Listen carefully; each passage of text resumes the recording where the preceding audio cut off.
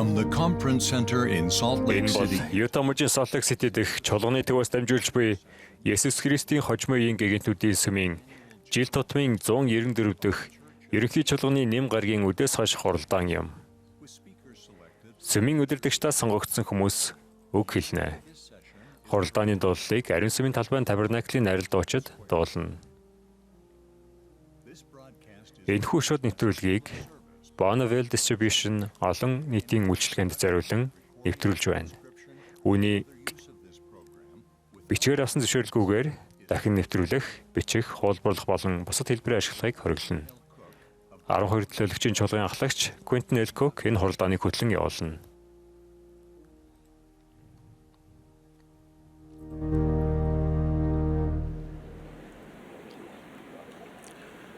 Ахч нараа, бид та бүхнийг Иесус Христийн хожмын гэгэнтүүдийн сүмийн жил тутмын 194 дэх ерөнхий чуулганы нэм гарагийн үдээс хойш хуралдаанд тавтай морилно хэмээн урьж байна. Ерөнхийлөгч Russell M. Nelson надаас энэ хуралдааныг хөтлөн явуулахыг хүссэн юм. Энэхүү чуулганыг телевиз, радио, интернет, хиймэл дагуулын дамжуулалтаар хүлээн авч үзэж байгаа сүмийн гишүүд, найз нөхөд та бүхэндээ бид өөрсдийн мэдчилгээг хүргэж байна. Энэ хуралдааны дуулалыг ариун сүмийн талбайн Табернаклийн найралдуучид Mac Wilberg, Ryan Murphy нарын удирдлагын дор дуулах бөгөөд Andrew Answorth, Richard Elliott нар бадралт баг бишгүүр хөгжмийг тоглоно. Найралдуучид ирээд баясагтун дуулалыг дуулж хуралдааныг нээх болно. Нээлтийн залбирлыг далайн ахлагч Carlos G. Revilio хэлнэ.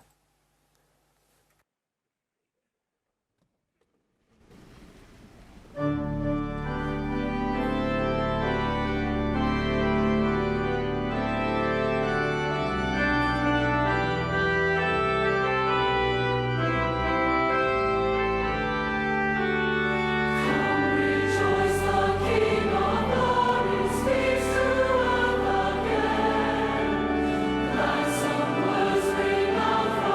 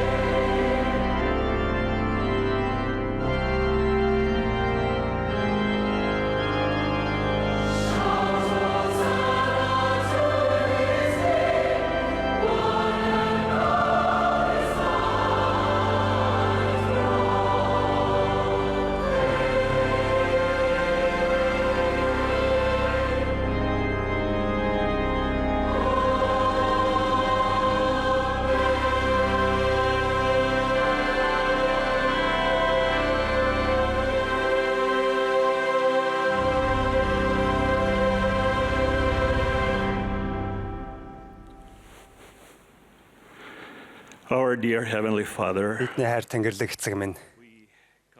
Бид таны өмнө ирж энэхүү төгсгөлийн хуралдааныг эхлүүлэхээр ирээд байна.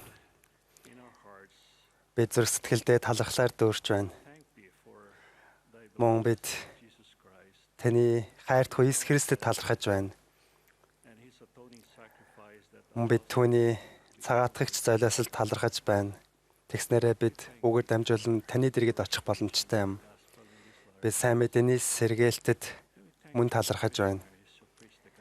Мөн бид танд дэлхийд даяар сайн мэдээг тунхагладаг номлогч нарт талархаж байна.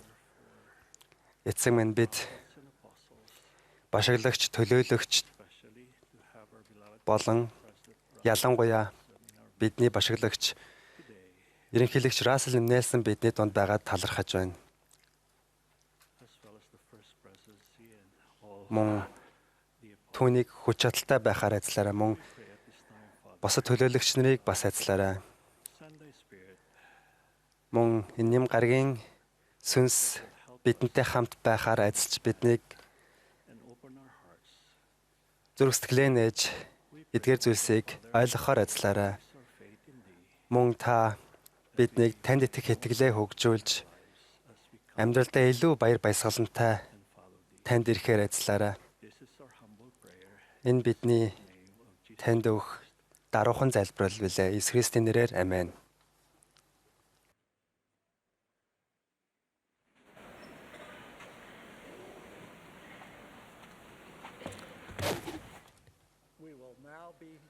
Одоо бидэнд 12 төлөөлөгчийн чуулган ахлагч Дитад Кристоферсны үгийг сонсох таатай боломж тохиож байна. Түүний дараа даллын ахлагч Тейлор Г. Годой үг хэлнэ. Түүнийг үг хэлсний дараа найралтуучид Softly and Tenderly Jesus is Calling дуулалыг дуулна. Дараа нь бид 12 төлөөлөгчийн чуулган ахлагч Гэри Э. Стивенсон болон даллын ахлагч Матиас Хелд нарын үгийг сонсноо.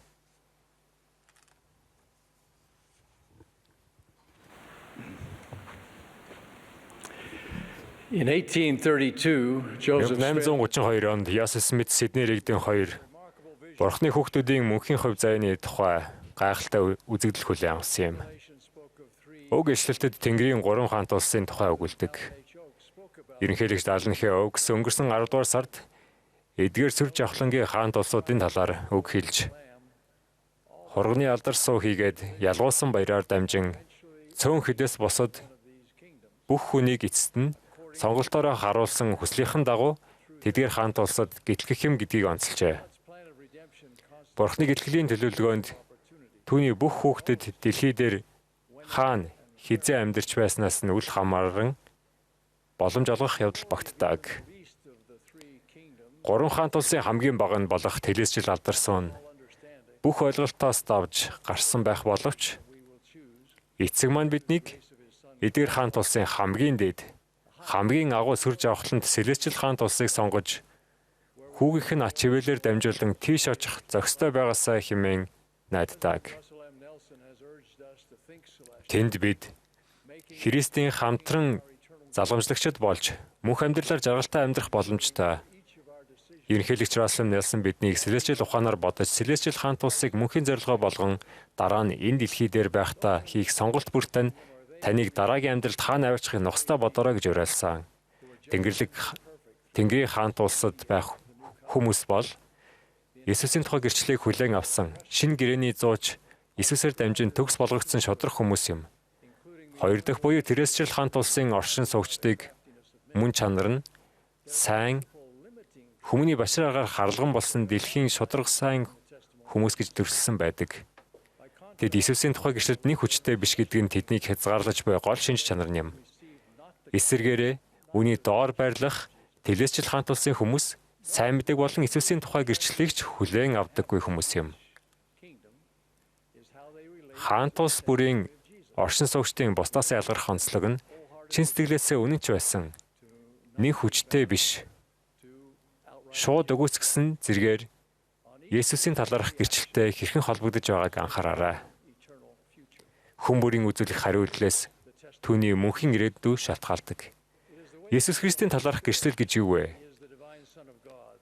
Энэ нь Бурхны Тэнгэрлэг хүү, Месиягийн буюу гэтлэгчийн талаарх ариун сүнсний гэрчлэл юм. Энэ нь мөн Есүс ихэнх үед Тэнгэр газрыг бүтээгч Бурхантай хамт байсан түүнд ам байсан ба амь нь хүмүүний гэрэл байв гэсэн Иохны гэрчлэл билээ.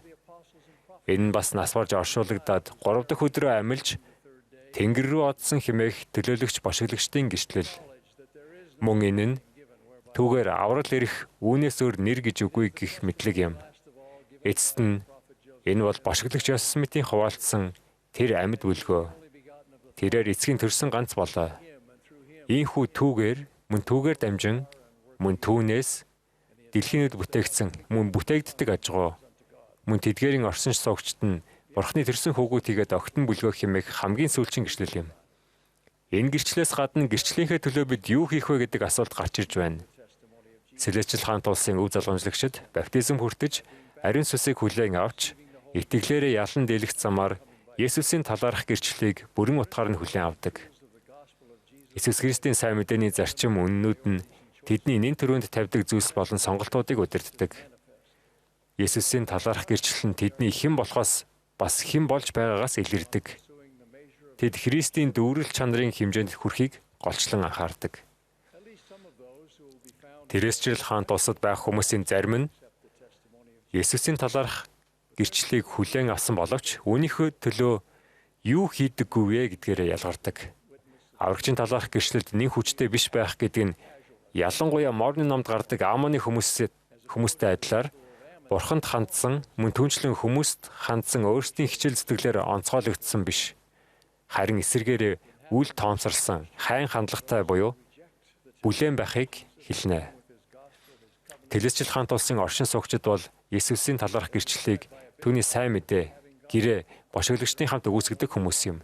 Тэд Абинадайн дэвсэлсэнчлэн өөрсдийн игэл тааллууд мөн хүслүүдийн дагуу явсан учраас нэгүслийн мотор нь тэдний зүг сунгагдсан үед их эзнийг хизээж дуудаагүй учраас тодорхойлбол нэгүслийн мотор тэдний зүг сунгаастаа байсан мөн тэд хүссэнгүй учраас тэнд байх хүмүүс юм. Есүсийн талаарх гэрчлэлд нэг хүчтэй байх гэдэг нь юу гэсэн утгатай вэ? Энэ асуултад хэд хэдэн янзаар хариулах боломжтой. Би цөөн хэдийг нь дурдъя. Есүсийн талаарх гэрчлэлд нэг хүчтэй байх гэдэгт тэрхүү гэрчлэлээ хөгжүүлж хүчрхэгжүүлэх явдал орох нь ойлгомжтой. Жинхэнэ шавнар залбирах, судраас судлах, хүндэтгэлийн өдрийг ариунаар сахих, ариун ёслолоос хүртэх, намжлах, тохинуулах, их эзний өргөнд шүтэн бишрэх зэрэг Есүсийн талаарх гэрчлэлийг нь тэтгэж, хүчрхэгжүүлдэг багахан зүйлсэгч үл тоомсорлон өнгөрөөдөггүй. Ерөнхийлөгч Нельсон бидэнд өдөр бүр Бурхны сайн үгээр тижээгддэггүй гэрчлэл асар хурдан үгүй болох болно. Тиймээс бид өдөр бүр их эзнийг шүтэж түүний сайн мэдээг судлах хэрэгтэй. Би та нараас амьдралдаа Бурхныг ялуулахыг хичээнгүйлэн гуйж байна. Их эзэнд цаг зав хангалттай сан зарцуул. Ингэхдээ таны сүнслэг эерэг инерц яаж өөрчлөгдөж байгааг анзаараарай гэж сануулсан юм. Хүчтэй байх гэдэг нь гэрчлэлээ нуулгүй, олонд нээлттэй хуваалцахын мөн хэлдэг. Мөн баптизм хүртэхдээ ямар ч цагт мөн бүх зүйлд мөн өөрийн байж болох хаанч гэсэн Бурхныг гэрчлэгч байх болно гэдгээ баталдаг. Ялангуяа Христийн амьсгалын баярын өдрүүдэд бид амьлсан амьд Христийн талаарх гэрчлэлээ баяртайя олонний өмнө эргэлзэлгүйгээр тунхагладаг.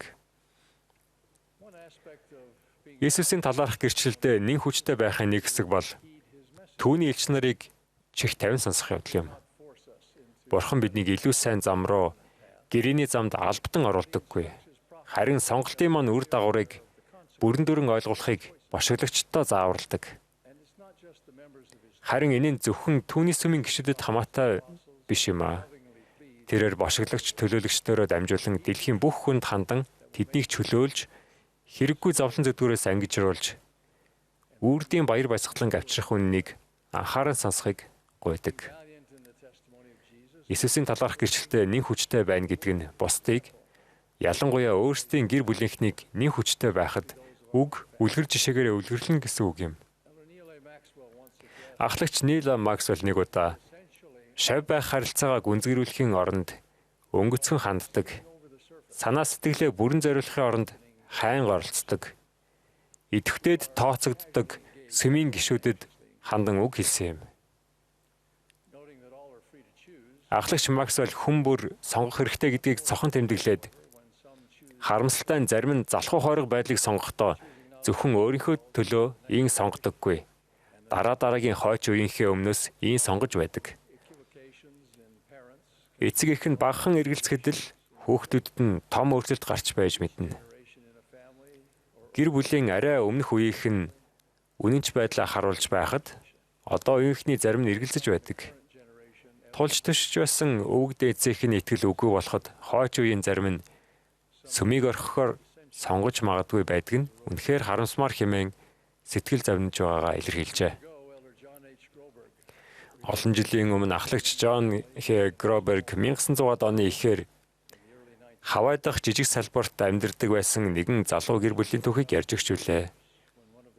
Тэднийг сүмийн гишүүн болоод 2 жил орчим болж байхад огтынх нь нэг нь оншин тодорхойгүй өвчнөр өвдөж эмнэлэгт хэвтсэн аж. Дараагийнх нь ням гарагт аав, хүү хоёр өмнөх 7 хоногуудын адил ариун ёслолтой очив. Залуухан аавыг талахыг ажиллахаар өвдөгсөгдөн суутал салбарын ерөнхийлөгч ариун ёслолын ширээний хойно хэн байгааг гинт мэдээд өсрөн босч "Бол та ариун ёслолд хүрч болохгүй. Танаа охин үл мэдэгдэх өвчнөтэй. Шууд яв. Өөр хүн ариун ёслолын талахыг шинээр бэлдэг. Та энд байж болохгүй яв" гэж хашгиржээ. Гайхсан аав салбарын хэрэгч рүү дараа нь чуулганд ирсэн хүмүүс рүү хараад бүх хүн гэр бүл рүү нэхэд төгссөн сандарсан байдалтай харж байгааг мэдрээд тэд хамтдаа чимээгүйхэн сүмээс гарав. Сэтгэлээр унсан гэр бүл жижигхэн байшиндаа очих замдаа хоорондоо ганц ч үг дуугарсангүй. Гэртээ ирээд тойрон суухад аав нь намайг хэлэхүүгээ цэгцэлтэл чимээгүй байгаарай гэжээ. Хүүн бид ичгэвтер байдалд орсныхаа дараа хариуг авахын тулд юу хийх бол? Салбарын ерөнхийлөгчийн гахаануудыг алах уу? Аль эсвэл байшин гэж шатаах уу? Эсвэл бүр өөрсөнд илсэх үү? Гэх мэтчлэн бодож байв. 5, 10, 15, 25 минут намгүй мөнгөрөв. Аавынх нь зангидсан нодрох суларч, нулимс орж эхлэх нь тэр. Ээж нь уйлж эхлэн удалгүй хүүхдүүд нь мэгшив. Аав нь эхнэр рүүгээ хараад "Би чамд хайртай" гэд хүүхдүүддээ нэг бүрчлэн бас хайртай гэдгийг хэллээ. "Би та нартай хайртай. Тиймээс хамтдаа үрд мөнх гэр бүлээрээ байхыг хүсэж байна. Хамт байх цорын ганц арга зам бол бид бүгдээр Иесус Христийн хожмын гэгэтүүдийн сүмийн сайн гишүүд байж ариун сүмд ариун санаараар лацтан холбоолох юм. Энэ бол салбарын эхлэгчийн сүм биш. Энэ бол Иесус Христийн сүм. Бидний үрд хамтдаа байх замд хэн нэгэн эсвэл гомдол, ичгүр, бардам зан саад болохыг бид зөвшөөрөхгүй. Ирэх нэм гарагт бид сүмдээ эргэж очино. Охины маань өвчин онцлогдох хүртэл бид бусдаа нийлэхгүй байхч буцаж очино гэжээ. Тэд сүмдээ буцаж очиж охиныхан бич сайжирч гэр бүлэрээ Хавайн Лаие ариун сүмийг баригдаж дуусмагц тэнд лацтан холбот болсон юм. Өдгөө 100 гаруй жил бодгал аав, өвөө, элен цөвөө нь мөнхийн чанартай зүйлсээс хараагаа салгаагүй учраас тэднийг ажиглагдсан хүмүүс гэдэг. Иесусийн талаарх гишлэд нэг хүчтэй байх талаар миний дурдах хамгийн сүүлчийн зүйл бол хувь хүний хувьд ариун байхыг эрэлхийлэх явдал юм. Иесус бол бидний амин чухал гэтлэгч. Тэрээр ариун сүнсний хүлээн авалтаар та нар ариусгагдаж болохын тулд эцсийн өдөр та нар миний өмнө толгойгоор зогсож болохын тулд намжлагтун. Мөн надад эрэхтэн, мөн миний нэрээр баптизм хүртэгтэн, газар дэлхийн хязгаарууд та нар бүгд хэмээн уриалсан. Бошиглагч Мормон их зовлонгийн нудуур туулахад хүргэсэн зүйл тохиосон ч энэ маягаар төвчж чадсан хэсэг гигантийн тухай энд өрсөлжээ. Гисэн хэдий ч сэтгэл оюун нь баясал хийгээд тайтгарлаар дүүрэх хүртлээ тийм ээ. Зүрх сэтгэлээ бурханд зориулсны учир ирэх ариуслаар зүрх сэтгэл нь бүр ариусж мөн цэвэрших хүртлээ тэд ойр ойрхон мацаг барьж мөн залбирч мөн даруй байлдаа улам хүчрхэг мөн Христийн бишрэлд улам говьшгүй бат болж байв. Ийм бид хүчрхэг зүрх сэтгэлийн өөрчлөлтийг мэдэрч аврагчийн ач хивээлэр сүнслэг байдлын хувьд дахин төрхийг эрэлхийлдэг. Иесусийн талаар нэн хүчтэй гэрчлэлтэй хүмүүсийн дунд байр суурь эзлэхийн тулд яг одоо үйл дээрээ гэж би та нарыг уриалж байна. Намжлал хэрэгтэй байж болох тул та нарын бодоогүй цагт 100 өнгөрч ургац хураалт дуусаж бодгалч нь аврагдахгүй байхаас сэргийлж намжлалын өдрөө бүү хоошлуул. Бурхантай байгуулсан гэрээнүүдээ хичээнгүйлэн сах. Үгийн чандын учир гомдох хэрэггүй. Та нар өөрсдийн дуудагдах дуу хоолойг мөн түлшлэн та нарыг дуудах нэрийг сонсож бас мэдхийн тулд уг нэрийг зүрх сэтгэлдээ үргэлж бичээстэй нь хадгалахыг та нар санаасаа хэмээн бий. Эцэст нь иймийн тул миний та нарт заах мөн зарлаглах зүйлсийг хийх эсхэ одоо зүрхэндээ шийдэгтэн. Бидний эцэг бүх хүүхдээ Сэлэчил хаан тулсад түүнтэй хамт мөнх амьдраасаа гэж хүсдэг. Есүс ийм амьдрах боломжийг олгохын тулд зовж шаналж, амиа өргөж, амилсан. Тэрээр тэнгэр өд дээшлэн одсон мөн хүмүүний үрсийн дээрх өөрийн нэгүслийн эрхийг эцгээсээ шаардахаар Бурхны баруун утар талд суусан билээ. Бид бүгд их эзэн Иесус Христийн талаарх шатаж буй мэт гэрчлэлээр адислагдж, тэрхүү гэрчлэлдээ баясаж, нэн хүчтэй байж, амьдралдаа түүний ач хивээлийн үр жимснээс үргэлжлүүлэн хүртээсэй гэж би залбирч байна. Иесус Христийн нэрээр. Амен.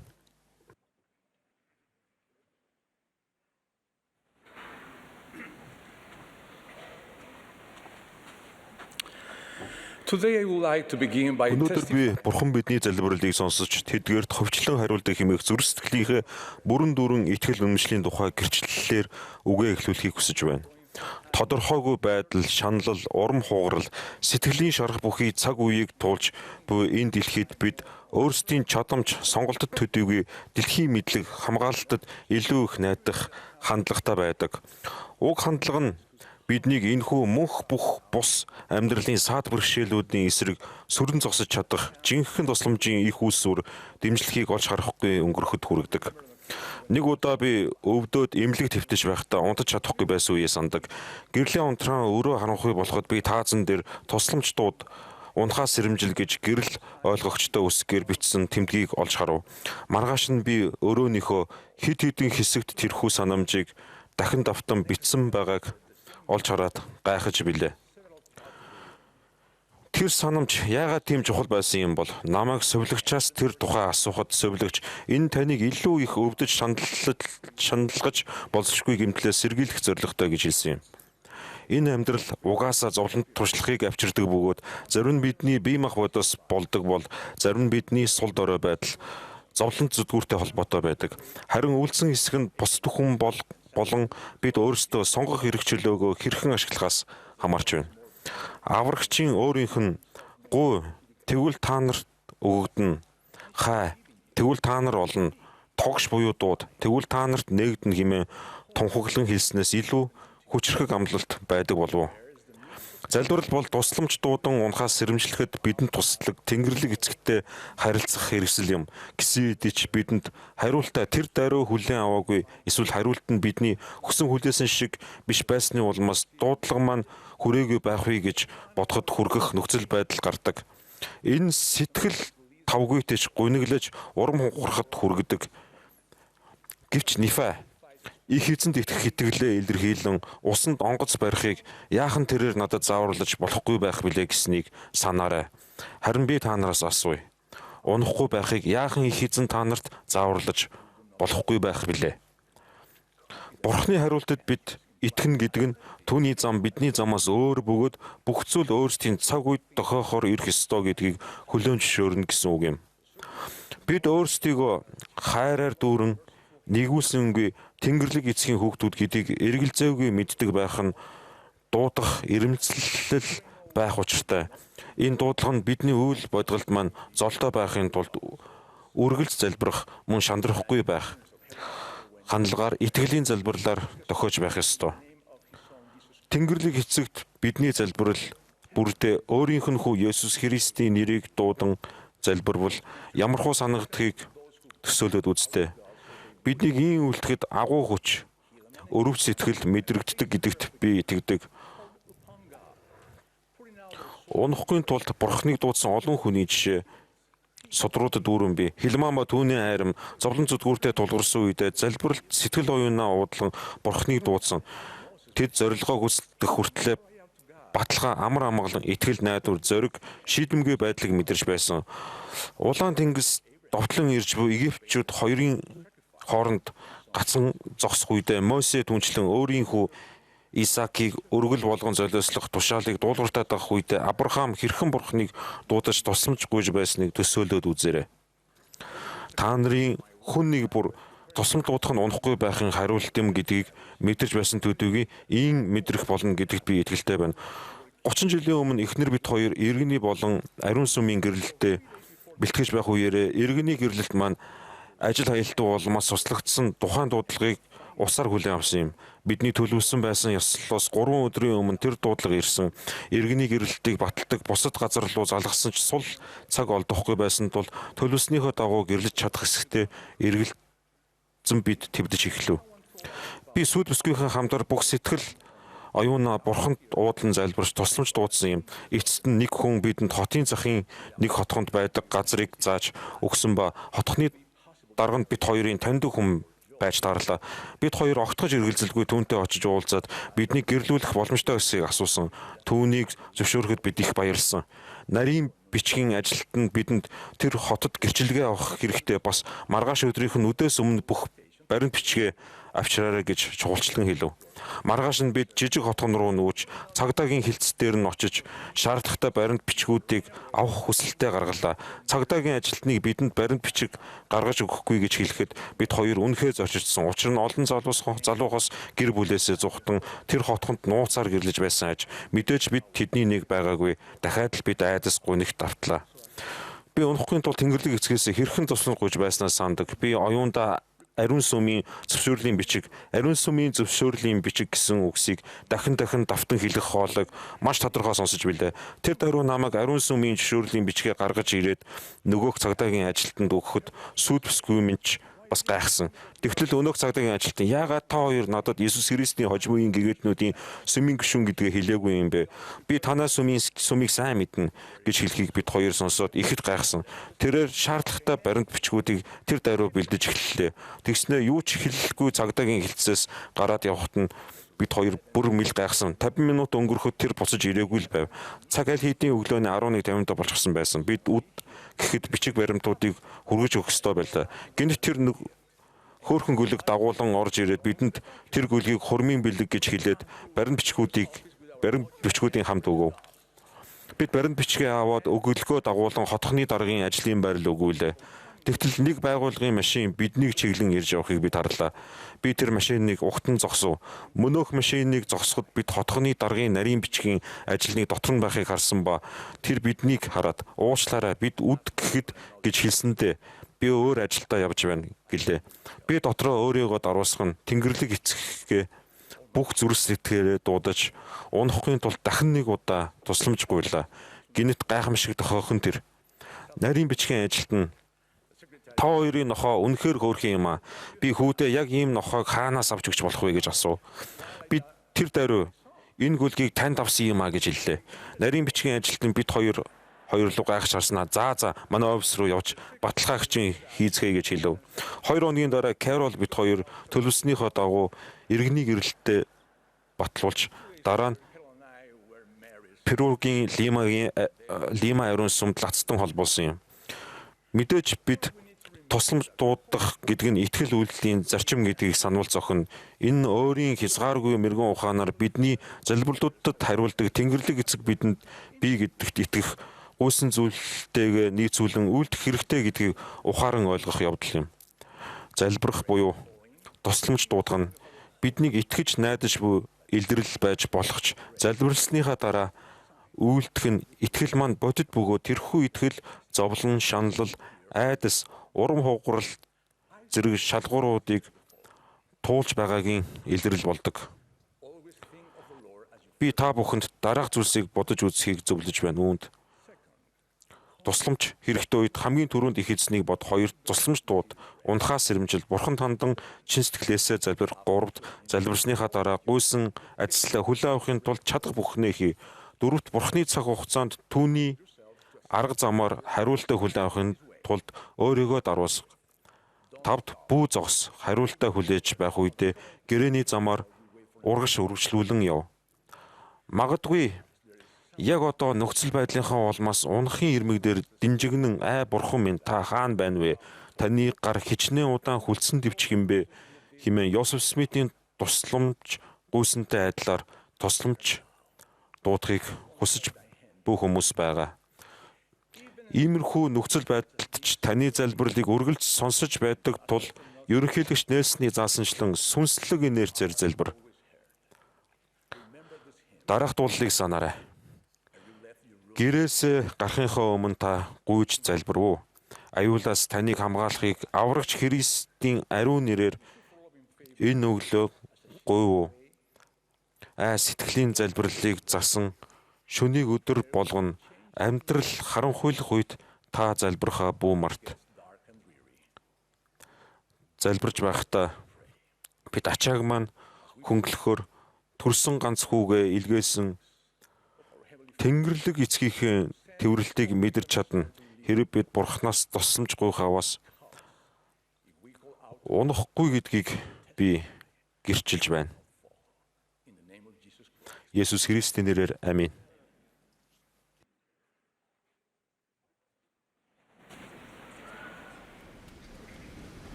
Softly and tenderly, Jesus is calling.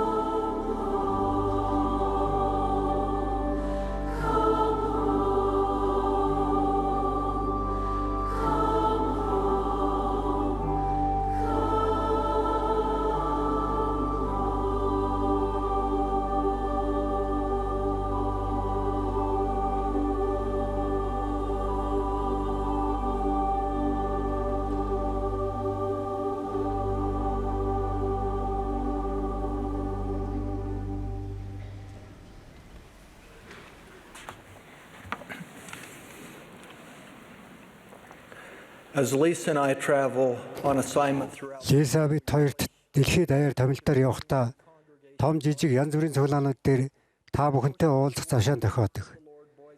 Та бүхэн их эзний ажилд үнэнч байгаа нь биднийг урамшуулж Иесус Христийн сайн мэдээний гэрчлэл болдог юм. Бид аялал бүрийнхээ төгсгөлд авсан шигэ өгч чадсан болов хэмээн боддог. Томилтын үеэр дурсгалт газруудыг үзэх цаг хомс байдаг. Гэсэн хэдий ч би боломж гарах бүрд сонирхдаг нэгэн зүйлдээ хэдэн хором зарцуулдаг юм. Би архитектур дизайн сонирхдаг.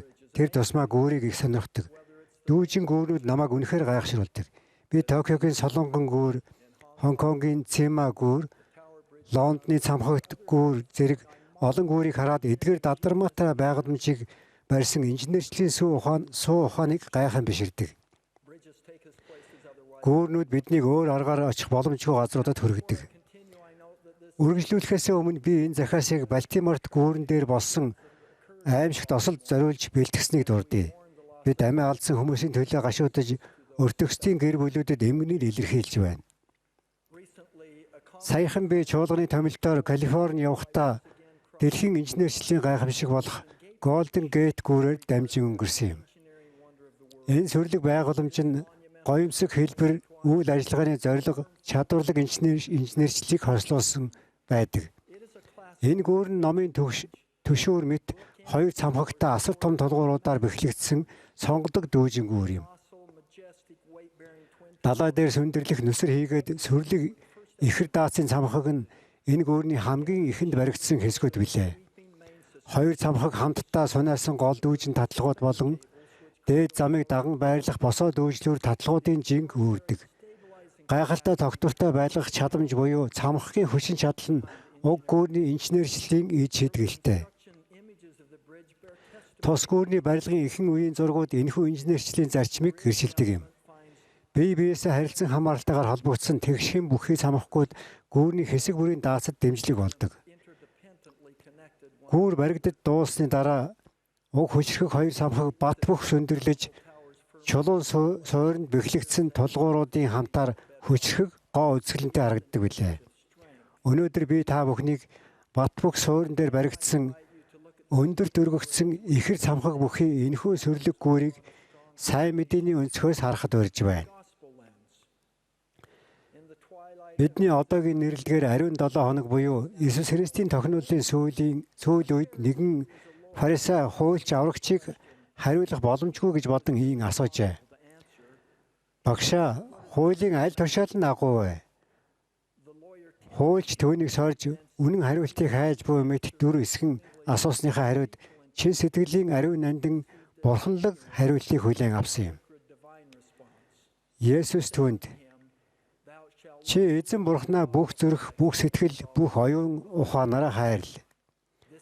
Энэ бол агуун бөгөөд анхны тушаал мөн гэв. Энэ бол өнөөх гүүртээ зөөрлүүд эхний цамхаг нь юм. Удаахан чи хөршөө өөрийн адил хайр гэсэн байдаг юм. Энэ бол хоёр дахь цамхаг. Энэ хоёр тушаал дээр бүх хууль ба иш үзүүлэгчид тулгуурладаг гэлээ. Эдгээр нь гүүрний бусад хэсэг юм. Бид Иесус Христийн хариултаараа илчлэн хэлсэн хоёр агуу зарилгыг нэг нэгээр нь судалцгаая. Ингэхдээ дүүжин гүүрний дүр төрхийг оюун санаандаа төсөөлөөрэй. Эхлээд бүх зүрх сэтгэл оюунаараа их эзнийг хайрл. Энэхүү хариултад Иесус Христ хуучин гэрээний ариун сургаалуудад тусгагдсан хуулийн мөн чанарыг тавьчихсан байдаг. Их эзнийг хайрлах гэдэг нь таны үнэнч мөн чанар болох бол зүрхэнд тань хамгийн түрүүнд төвлөрдөг. Дараа нь их эзэн таныг бүх сэтгэлээрээ буюу өөрийн бүрэн зориулах байдлаар эцэст нь бүх оюун ухаанаараа бүх оюуны чадвах сэтгэхүйгээр хайрлахыг хүсдэг. Бурхныг хайрлах хайр эцэст өсгөлгүй. Энэ нь мөнхийн бөгөөд хязгааргүй юм. Миний хувьд эхний агуу зарилгыг хэрэгжүүлэх нь заримдаа бодит бус хийсвэр бүр мэгдэж сүрдмээр санагддаг. Баярлалаач та хэрв та нар намайг хайрладаг бол тушаалуудыг минь сахин хэмээн Есүсийн хэлснийг эргцүүлэн бодох үед энэхүү зарлиг илүү ойлгомжтой болдог. Би үүнийг хийж чадна. Би Тэнгэрлэг эцэг Иесус Христ хоёрыг хайрлаж чадах ба энэ нь залбирах, судлах, ариун сүмд шүтэн бишрэхэд хөдөлдөг. Бид 11-гээ төлж хүндэтгэлийн өдрийг ариунаар сахиж ариун журамтай цэвэр ариун амьдралаар амьдарч дуулууртай байснаар эцэг хүү хоёрыг хайрладаг. Их эзнийг хайрлах нь ихэнхдээ өдөр тутмын өчүүхэн үйлүүд болон гэрээний зам дээр алхмуудаар хэмжигддэг. Тухайлбал залуу хүмүүсийн хувьд бусдыг муулахын тулд биш, харин бусдыг дэмжихийн тулд олон нийтийн сүлжээг ашиглах, жишигт нийцэхгүй дэвшлэг, кино эсвэл үйл ажиллагааг орхих, ариун зүйлд хүндэтгэлтэй хандах гэх мэт. Дараах жишээг авч үзье. Гэрчлийн нэгэн ням гарагт Венспит 2 нэг даруухан жижигхэн гэрийн хаалгыг тогссон юм. Дикний чуулгынхан бид очиход хаалганы цаанаас герман аялгаар аливаа орцголдоо хэмээн ээлгээр дууддаг байв. Мойлер эгч Тойргийн маань хэд хэдэн цагаач бэлэвсэн эмэгтэйчүүдийн нэг байлаа. Тэр хараагүй байсан болохоор хаалгаа хурдан онгойлгож чаддгүй байв. Бүүдгэр гэрэлтэй гэрт ороход тэр бидэнтэй мэдлэн ээлдгээр "Та нарыг хэн гэдэг вэ? Та нар сайн мэдтэй. Та нар их эзэн тайртай юу?" гэж асуулаа. Бид асуултад нь хариулаад мацхийн үргэлгийг нь авахаар ирснэ хэллээ. Бид баг залуу байсан ч түүний тарчигхан нөхцөл байдал нь харахад илт байв. Бас түүний итгэл дүүрэн хариулт сэтгэлд маань хүрсэн. Тэр би өглөө тавиур дээр 10 центийн зоос тавьсан. Мацхийн өргөлөө өгөхдөө би тун баяртай байгаа шүү. Та тэрийг доктоонд хийгээд өргөлийн хуудсыг нь бөглөөт өгөх үү гэв. Түүний гэрээс гарах бүрд их эзэн түүнийг хайрлах түүний хайр бидний итгэлийг өсгдөг байв. Бенжамин хаан эхний агуу зарилгыг дагсан хүмүүст гайхалтай хүчийг амласан. Бурхны зарилгуудыг дагдаг тэдний ажиллагдсан мөн баярт байдлыг та нар тунгаагаасаа хэмээн хүснэ би. Тэд бүх зүйлд ажиллагдсан болоо. Мөн хэрв тэд төгсгөл хүртэл итгэлтэйгээр төвчвэс хэзээж төгсөшгүй аз жаргалын байдалд тэд тэнгэрт хүлээн авагдах болно. Их эзнийг хайрлах нь мөнхийн аз жаргалд хүргэдэг. Есүс "Удаахан чи хөршөө өөрийн адил хайр" гэсэн байдаг юм гэж хэлжээ. Энэ бол гүүрний 2 дахь цамхаг юм. Энэ зарилгт Есүс бидний их эзнийг хайрлах Тэнгэр рүү чиглэсэн хайрыг бидний эргэн тойрны хүмүүсээ хайрлах дэлхий рүү чиглэсэн хайртай холбосон. Нэг нь нөгөөгөөсөө хамааралтай. Бид хөршүүдээ үл тоомсорлох юм бол их эзнийг бүрэн хайрлаж чадахгүй. Энэхүү гадагш чиглэсэн хайр нь хүүс, нийгмийн давхарга, арсны өнгө, бэлгийн хандлага, орлого, нас, үндэс угсаа харгалзахгүйгээр Бурхны бүх хүүхдийг хайрлахыг хэлнэ. Бурханд бүгд адил учраас бид шархалсан, шаналсан, гадуур хогдсон хүмүүсийг хайдаг. Бид сул доройчуудад тусалж, доош үндсэн гарнуудыг өргөж, мөн сул дорой өвдгнүүдийг хүчрхэг болгодог. Энэ жишээг бодоод үзээрэй. Эвенс ахад машина зогсоож танихгүй айлын хаалгыг тоогшгсэн мэдрэмж төрөхөд тэр ихэд гайхжээ. 10 гаруй хүүхэдтэйгээ бэлэвсэрч хозорсон ээжийг хаалгаа нээхэд тэдний ямархуу хүнд хэцүү нөхцөлд байгаа нь мөн хичнээн их зүйл шаардлагатай байгаа нь түүнд илхэн харагдав. Эхлээд тэдний гэр орныг будах энгийн ажлаас эхэлж дараа нь материалын болон сүнслэг байдлаар тэдэнд олон жилийн турш тохиноолсон байна. Талархсан ээж хожим нь Тэнгэрээс заяасан найзынхаа тухай ийм бичсэн байдаг. Та амьдралаа бидэнд шиг дорд хүмүүс туслахад зориулсан. Зөвхөн та болон их эзний мэдэх хүмүүсийн төлөө санхүүгийн болон сүнслэг байдлын хувьд таны хийсэн сайн үйлсийг талархаж байгаагаа илэрхийлж түүний танд хэлэх үгсийг сонсохыг би ямар их хүсэж байна вэ? Биднийг маш олон талаар дайцсалж номлогчдыг хэрэгцээтэй зүйлсээр нь хангасан тань талархъя. Их эзэн зөвхөн таныг сонгосон уу? Эсвэл та л ганцхан түүнийг сонссон уу гэж би хаяа боддог гэжээ. Хөршөө хайрлах нь Христийнхтэй адил нэмжин сэтгэл үйлчлэлийг агуулдаг. Та өшөө хорслоо орхиж дайснаа уучиж хөршүүдээ хүлээн авч тэдэнд тохинуулж ахмад наснуудад туслах уу? Та нарын хүн нэг бүр хөршөө хайрлах хайрын самхыг босгохдоо урам зориг авах болно. Ерөнхийлөгч Рассел М. Нельсон бусдад тусламж үзүүлэх буюу өөрийн ухамсараар бусдад өөртөөгөө адил эсвэл өөрөөсөө илүү санаа тавих нь бидний хувьд баяр баясгалан билээ. Ялангуяа тохиромжгүй үед тав тухтай орчноосоо гарахдаа тэрхүү 2 дахь агуу зарилгын дагуу амьдрах нь Есүс Христийн жинхэнэ шав болохын гол түлхүүр юм хэмээн заажээ. Есүс цааш нь энэ хоёр тушаал дээр бүх хууль ба Иесус үзүүлэгчд тулгуурладаг гэлээ. Энэ нь маш сургамжтай. Их эзнийг хайрлах, бие биеэ хайрлах хоёрын хооронд чухал харилцан хамаарал байдаг. Golden Gate гүүр нь төлөвлөгдсөн үүргээ гүйцэтгэхийн тулд хоёр цамхаг нь адилхан бат бөх байж дүүжин татлах зорчих хэсэг гүүрээр дамжин өнгөрөх хөдөлгөөний ачааллыг тэнцүү хэмжээгээр даах хүчтэй. Энэхүү инженерчлэлийн тэгш хэм байхгүй бол гүүр эвдэрч бүр нурах аюултай. Ямар ч дүүжин гүүр үүргээ гүйцэтгэхийн тулд цамхагууд нь хоорондоо бүрэн зохицон ажиллах ёстой байдаг. Үүний нэгэн адил Иесус Христийг дагах бидний чадвар болон хүч нь эхний болон хоёр дахь зарилгуудыг тэнцвэртэй аль алиныг нь үнэнчээр дагахаас хамаардаг. Дэлхий дээр улам бүр нэмэгдэж буй өрсөлдөөн нь биднийг заримдаа үүнийг олж харахгүй, санахгүй байхад хүргэдэг. Зарим хүн зарилгуудыг дагахад маш их анхаарал хандуулж зөвхт бус гэж үздэг хүмүүстэй төдийлөн төвчээртэй ханддаггүй. Заримынх нь хувьд гэрээнээс гадуур эсвэл бүр шашны аливаа үйл ажиллагаанаас хол амьдрахаар сонгосон хүмүүсийг хайрлахад хэцүү байдаг. Өөрөөр хэлбэл бид бүгд Бурханы өмнө хариуцлага хүлээдэг гэдгийг хүлээн зөвшөөрөхгүйгээр бусдыг хайрлахын чухлыг онцолдог хүмүүс байдаг. Зарим нь туйлын үнэн зөв буруу гэсэн ойлголттой байдаг төдийгүй биднээс шаарддаг цорын ганц зүйл бол бүрэн хүлээцтэй байж бусдын сонголтыг хүлээн зөвшөөрөх явдлын гих ойлголтыг бүрэн үгүйсгдэг. Эдгээр тэнцвэргүй байдлын аль нэг нь таны сүнслэг гүүрийг хазаалгах юм уу бүр унахад хүргэж болзошгүй.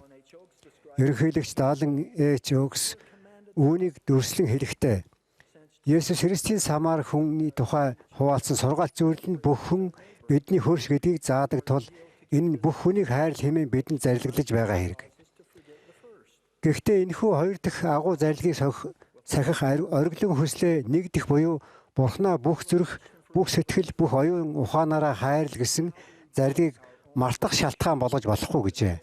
Тэгэхээр бидний хүн нэг бүрийн асуух асуулт бол бид Бурхныг хайрлах, хөршүүдэд хайрлах гэсэн хоёр өндөр цамхыг босгож итгэл, үнэнч байдлын гүүрээ хэрхэн барих вэ? Бид зүгээр л эхлэх хэрэгтэй.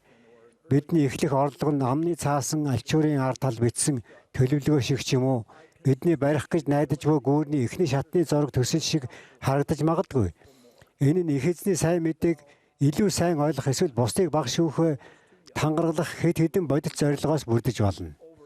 Эхлэхэд хэтэрхий залууд нь эсвэл хэтэрхий хөгшднө гэж байхгүй. Цаг хугацаа өнгөрөх тусам залбирч сайтар бодож төлөвсний үр дүнд анхны гаргасан санаанууд улам боловсронгуй болдог. Шинэ үйлдэл зуршил болдог. Эртний ноорог өнгөрсөн зураг төсөл болдог. Бид Тэнгэрлэг эцэг түүний цорын ганц хүүд түүнчлэн хамтран ажиллаж тоглож амьдарч буй ах эгч нартаа зориулсан зүрх сэтгэл оюун ухаанаараа хувийн сүнслэг гүүрээ барьдаг. Ирээдүйд та нарыг өндөр цамхаг бүхий сүрлэг дүүжин гүүрээр өнгөрөхдөө тэрч байтугай зургийг нь харахтаа шинэ гэрээнд Есүс Христийн дүрсэлсэн хоёр агуу зарилгыг санаарай гэж би урьж байна. Их эзний зааварчилгаа биднийг хөтлөх болтугай. Бидний зүрх сэтгэл оюун ухаан эзнийг хайрлахын тулд дээш өргөгдөж, хөршөө хайрлахын тулд гадагш чиглэх болтугай. Энэ нь миний гэрчилж буй Есүс Христэд болон түүний цагаатгалд итгэх бидний итгэлийг хүчирхжүүлэх болтугай. Есүс Христийн нэрээр аамен.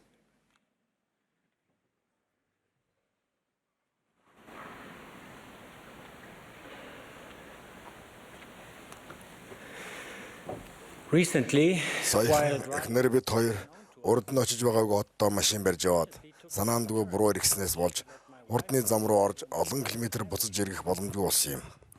Нэг найз маань гэртээ урьсан байсан ба бид цагаасаа хамаагүй хоцорч очих нэг санаа зовж байлаа. Урдны зам дээр замаас гарах гарцыг цөхөрдлөө хайж байхдаа би зам заагч системээ сайн харахгүй явдаа гэж өөрийгөө буруутгаж билээ. Энэ үйл явдал заримдаа бид амьдралдаа хэрхэн буруу шийдвэр гаргаж замаа дахин өөрчлөх боломж гарч иртэл хэрхэн гаргасан шийдвэрийнхээ үр дагаврыг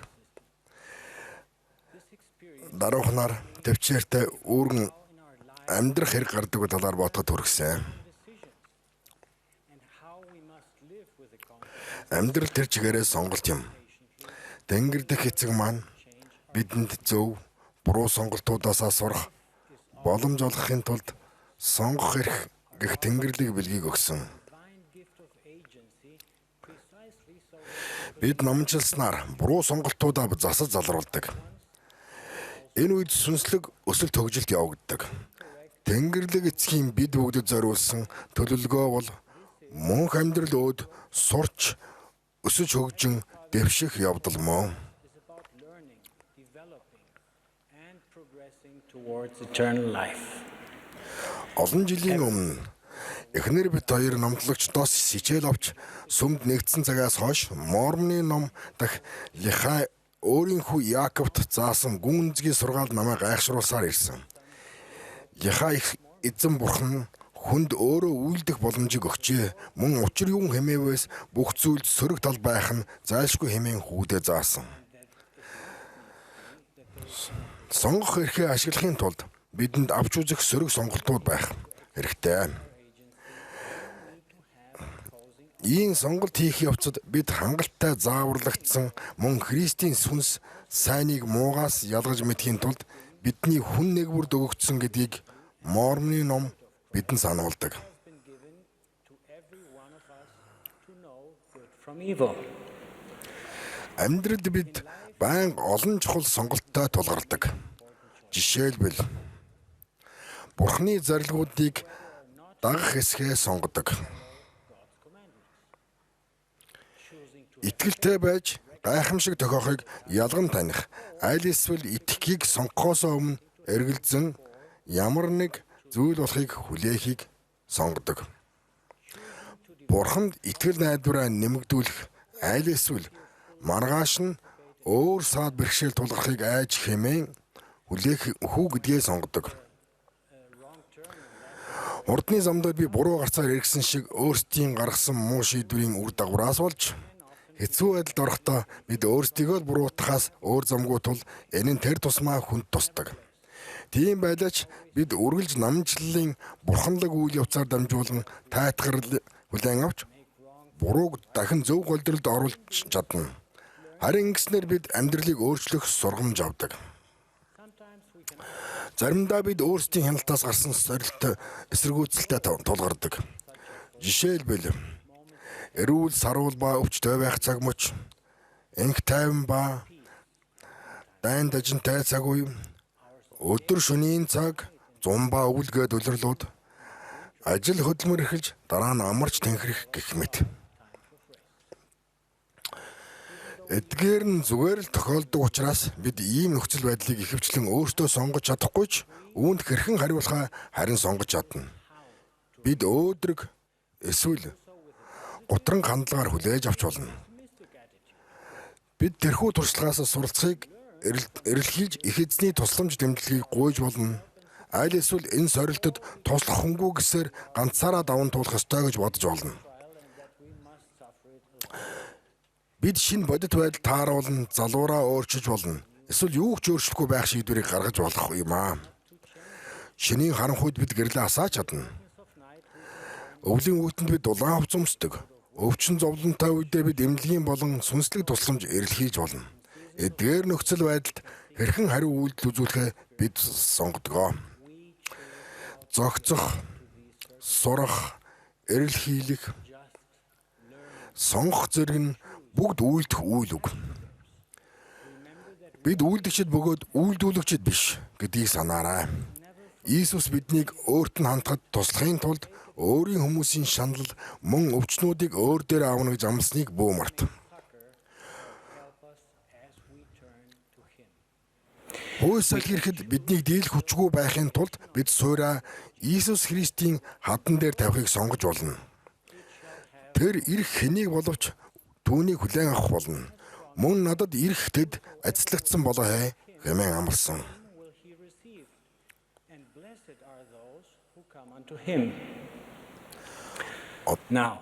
Одоо энд маш чухал өөр нэгэн зарчим бий.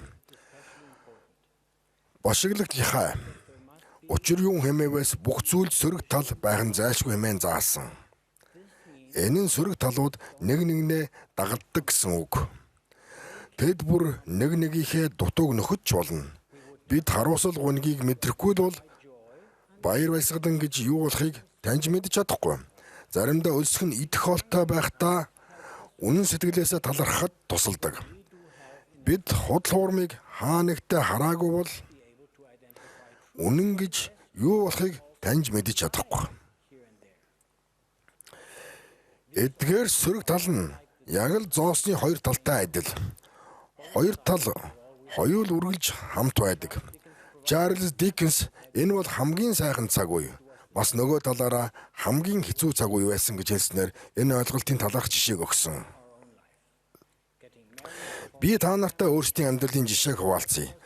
Гэрлэж, гэр бүл зохион, үр хүүхдтэй болсон бидний амьдралд хамгийн гайхалтай баяр баясгалыг авчирсан ч бидний хэн нэгэнд ямар нэгэн муу зүйл тохиолдоход хамгийн хүнд хэцүү зовлон шаналлыг бид амссан. Хүүхдүүдтэйгээ өнгөрүүлсэн хязгааргүй баяр баясгалантай цаг мөчүүд маань мөн байсгийгээ тусах өвчин зовөр, эмнэлэг твтэх шаардлага гарах, зовлон шаналлаар дүүрэн нойргүй шөнөөр солигддог байсан ч үүний зэрэгцээ залбирал, санварын ажиллаар дамжуулан тайтгарлыг олж авдаг байсан.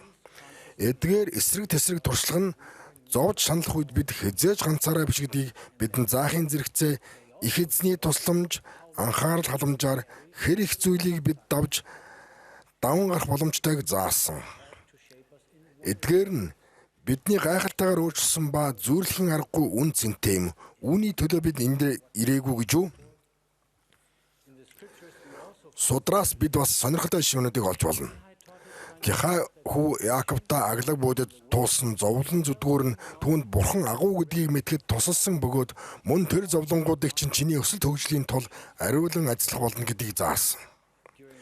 Йосеф Смит Либерти шоронд хэрцгийгээр хоригдож байх үед их эзэн түүнд эдгээр бүх зүйлс чамд туршлага суулгах болно. Мөн чиний сайн сайхны төлөө байх болно гэж хэлсэн. Эцэст нь Иесус Христийн хязгааргүй золиослол бидний хувьд зовлон шаналлын хамгийн агуу жишээч. Энэ нь мөн Бурхны хүүхдүүдэд түүний цагаатгалын гайхалтай ажлуудыг авчирсан билээ. Нарны гэрэл байгаа газар сүүдэрч бас байдаг. Үерээс болж эвдрэл сүйрэл болдогч тэр бас амьдрал авчирдаг. Гашуудлын нулимс ихэвчлэн тайтгарал, баяр хөөрийн нулимсаар солигдох нь бий. Хайртай хүмүүс маань биднийг орхин отоход төрсөн гунигт харуусал дахин уулзсан баяр баясгалаар солигддог. Дайн дажны үед ч гэсэн харах нүд сонсогчтой хүмүүс хайр, сайхан сэтгэлийн олон жижиг үйлдэл хүрч тусалж байна. Бидний амьдарч буй энэхүү цаг мөчийг гол төлөв ирээдүйд юу болох вэ гэсэн айдас түгшүүрээр тодорхойлж болно. Гэвч Иесус бидэнд найдаж санаа бодол болгондоо над руу харагтун, бүү эргэлж, бүү аа хэмээн заасан билээ. Бидний амьдралд ноогдсон зоос бүрийн хоёр талыг харахын тулд ухамсартайгаар хичээцгээе. Хэдийгээр бид заримдаа хоёр талыг хоёуланг нь шууд харахгүй байж болох ч байгаа гэдгийг мэдж итгэж чадна. Бэрхшээл, харуусал, гуниг мөн зовлон зүдгүүр маань бидний хэн болохыг тодорхойлдоггүй. Харин тэдгээрийг хэрхэн өсөж хөгжиж, Бурханд илүү ойртоход туслах арга замаар туулж байгаа нь тодорхойлдог гэдэгт бид итгэж болно. Бидний сорилт бэрхшээл биш, харин хандлага, сонголтууд маань биднийг тодорхойлдог. Эрүүл байхдаа эрүүл мэндэ нандинэгнэж, мөч бүрдээ талархах. Өвдсөн үедээ төвчээртэйгээр үгнээс суралцахыг эрэлхийлж, энэ нь Бурхны хүслийн дагуу өөрчлөгдөх боломжтой гэдгийг ойлго. Харуусаж зовсон үедээ аз жаргал ойрхон байгаа ч бид үүнийг одоохондоо харахгүй байна гэдэгт итэг. Зовлон бэрхшээлд ч гэсэн сайн тал байдаг учраас сайныг нь харахын тулд бодол анхаарлаа ухамсартайгаар өөдрөг бодлоор өөрчил. Талархаатай байхаа хизээч бүү март. Итгэхийг сонс. Иесус Христэд итгэх итгэлтэй бай. Бурханд үргэлж найд. Саяхан ерөнхийлөгч Рассел Нельсны заасанчлан Селестиал ухаанаар бодохыг сонго. Тэнгэрлэг эцгийн бидэнд зориулсан гайхалтай төлөвлөгөөг үргэлж санацгаая. Тэр бидэнд хайртай. Бөгөөд бидний сорилт бэрхшээл тусалж өөрт нь эргэж очих үе талгыг нээж өг хэмээн хайр түүгээ илгээсэн билээ.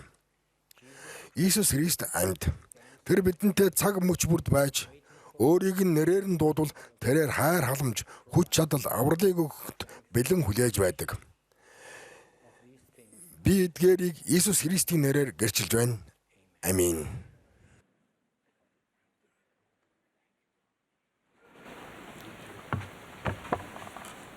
As directed, the Цугларсад congregation удирдаачийн дохиогоор бат бөхсөр дууллыг найрлуучтай хамт дуулна. Дууллын дараа 12 төлөөлөгчийн чуулгын ахлагч Нийл Аль Андерсны үгийг бид сонсно. Түүний дараа Ням гарагийн ангийн ерөнхий эрхлэгчээр үйлчилж буй Марк Л. Пейсах үг хэлнэ.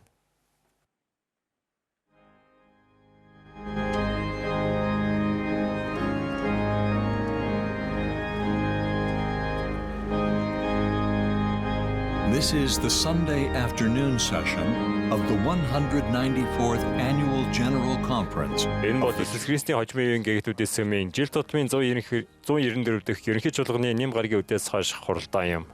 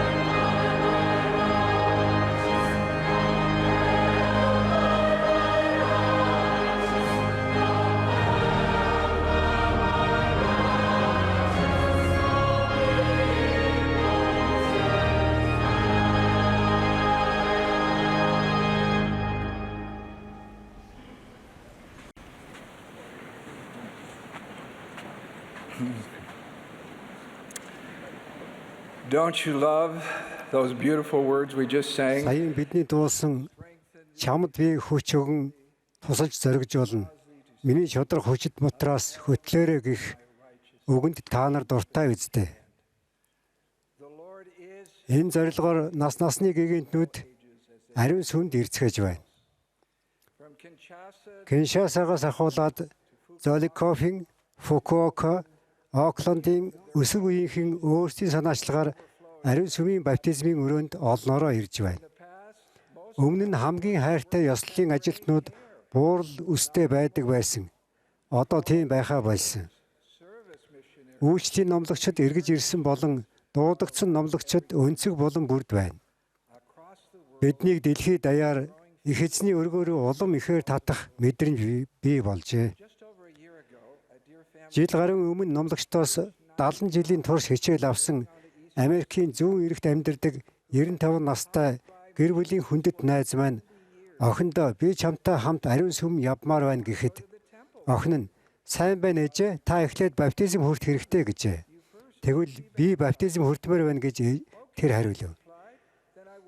Тэр баптизм хүртсэн. Хэдэн өдрийн дараа тэр ариун сүмийн баптизмын өрөөнд хүндэтгэлтэйгээр оров. Сар гарын өмнө тэр хишиг хүртэж болон лацтан хол болсон байв. Бурхны мэдлэг хүч улам өргөжин тэлж байна. Бүрхүүл нь дэлхийгээс ийм замхран арилна гэх үгс Кортлендийн ариун сүмд дуулагдсан. Их эзэн яагаад одоо өөрийн ариун сүм буюу ариун өргөөнүүдээр дэлхийг дүүрэхээр бошиглагчаа удирдах байгаа талаар та гайхан бодож байсан уу? Тэр яагаад энэ онцгой үед хүмүүсийн ариун нандин 11-ээр их эзний олон зуун өргөө барьж хүмүүстэй шаардлагатай хөгжилт цэцгэлтийг бий болгож байна вэ? Энэ өглөө ерөнхийлөгч Өгс дэлхийд даяар баригдаж буй ариун сүмүүдийн гайхалтай бичлэгийг үзүүлсэн. Кэти бид хоёр саяхан Филиппинд очив юм. Энэ гайхамшигын талаар бодоод үзээрэй. Манила ариун сүм 1984 онд онцгойлон ажиллагдсан бөгөөд энэ нь 2010 онд Себу хотод 2 дахь ариун сүм баригдаж дуусахаас 26 жилийн өмнөх үйл явдал юм. Одоо 14 жилийн дараа баригдаж зураг төсөлд орж онцгойлон ажиллагдахад бэлэн болсон ариун нэгэн ариун сүм байна.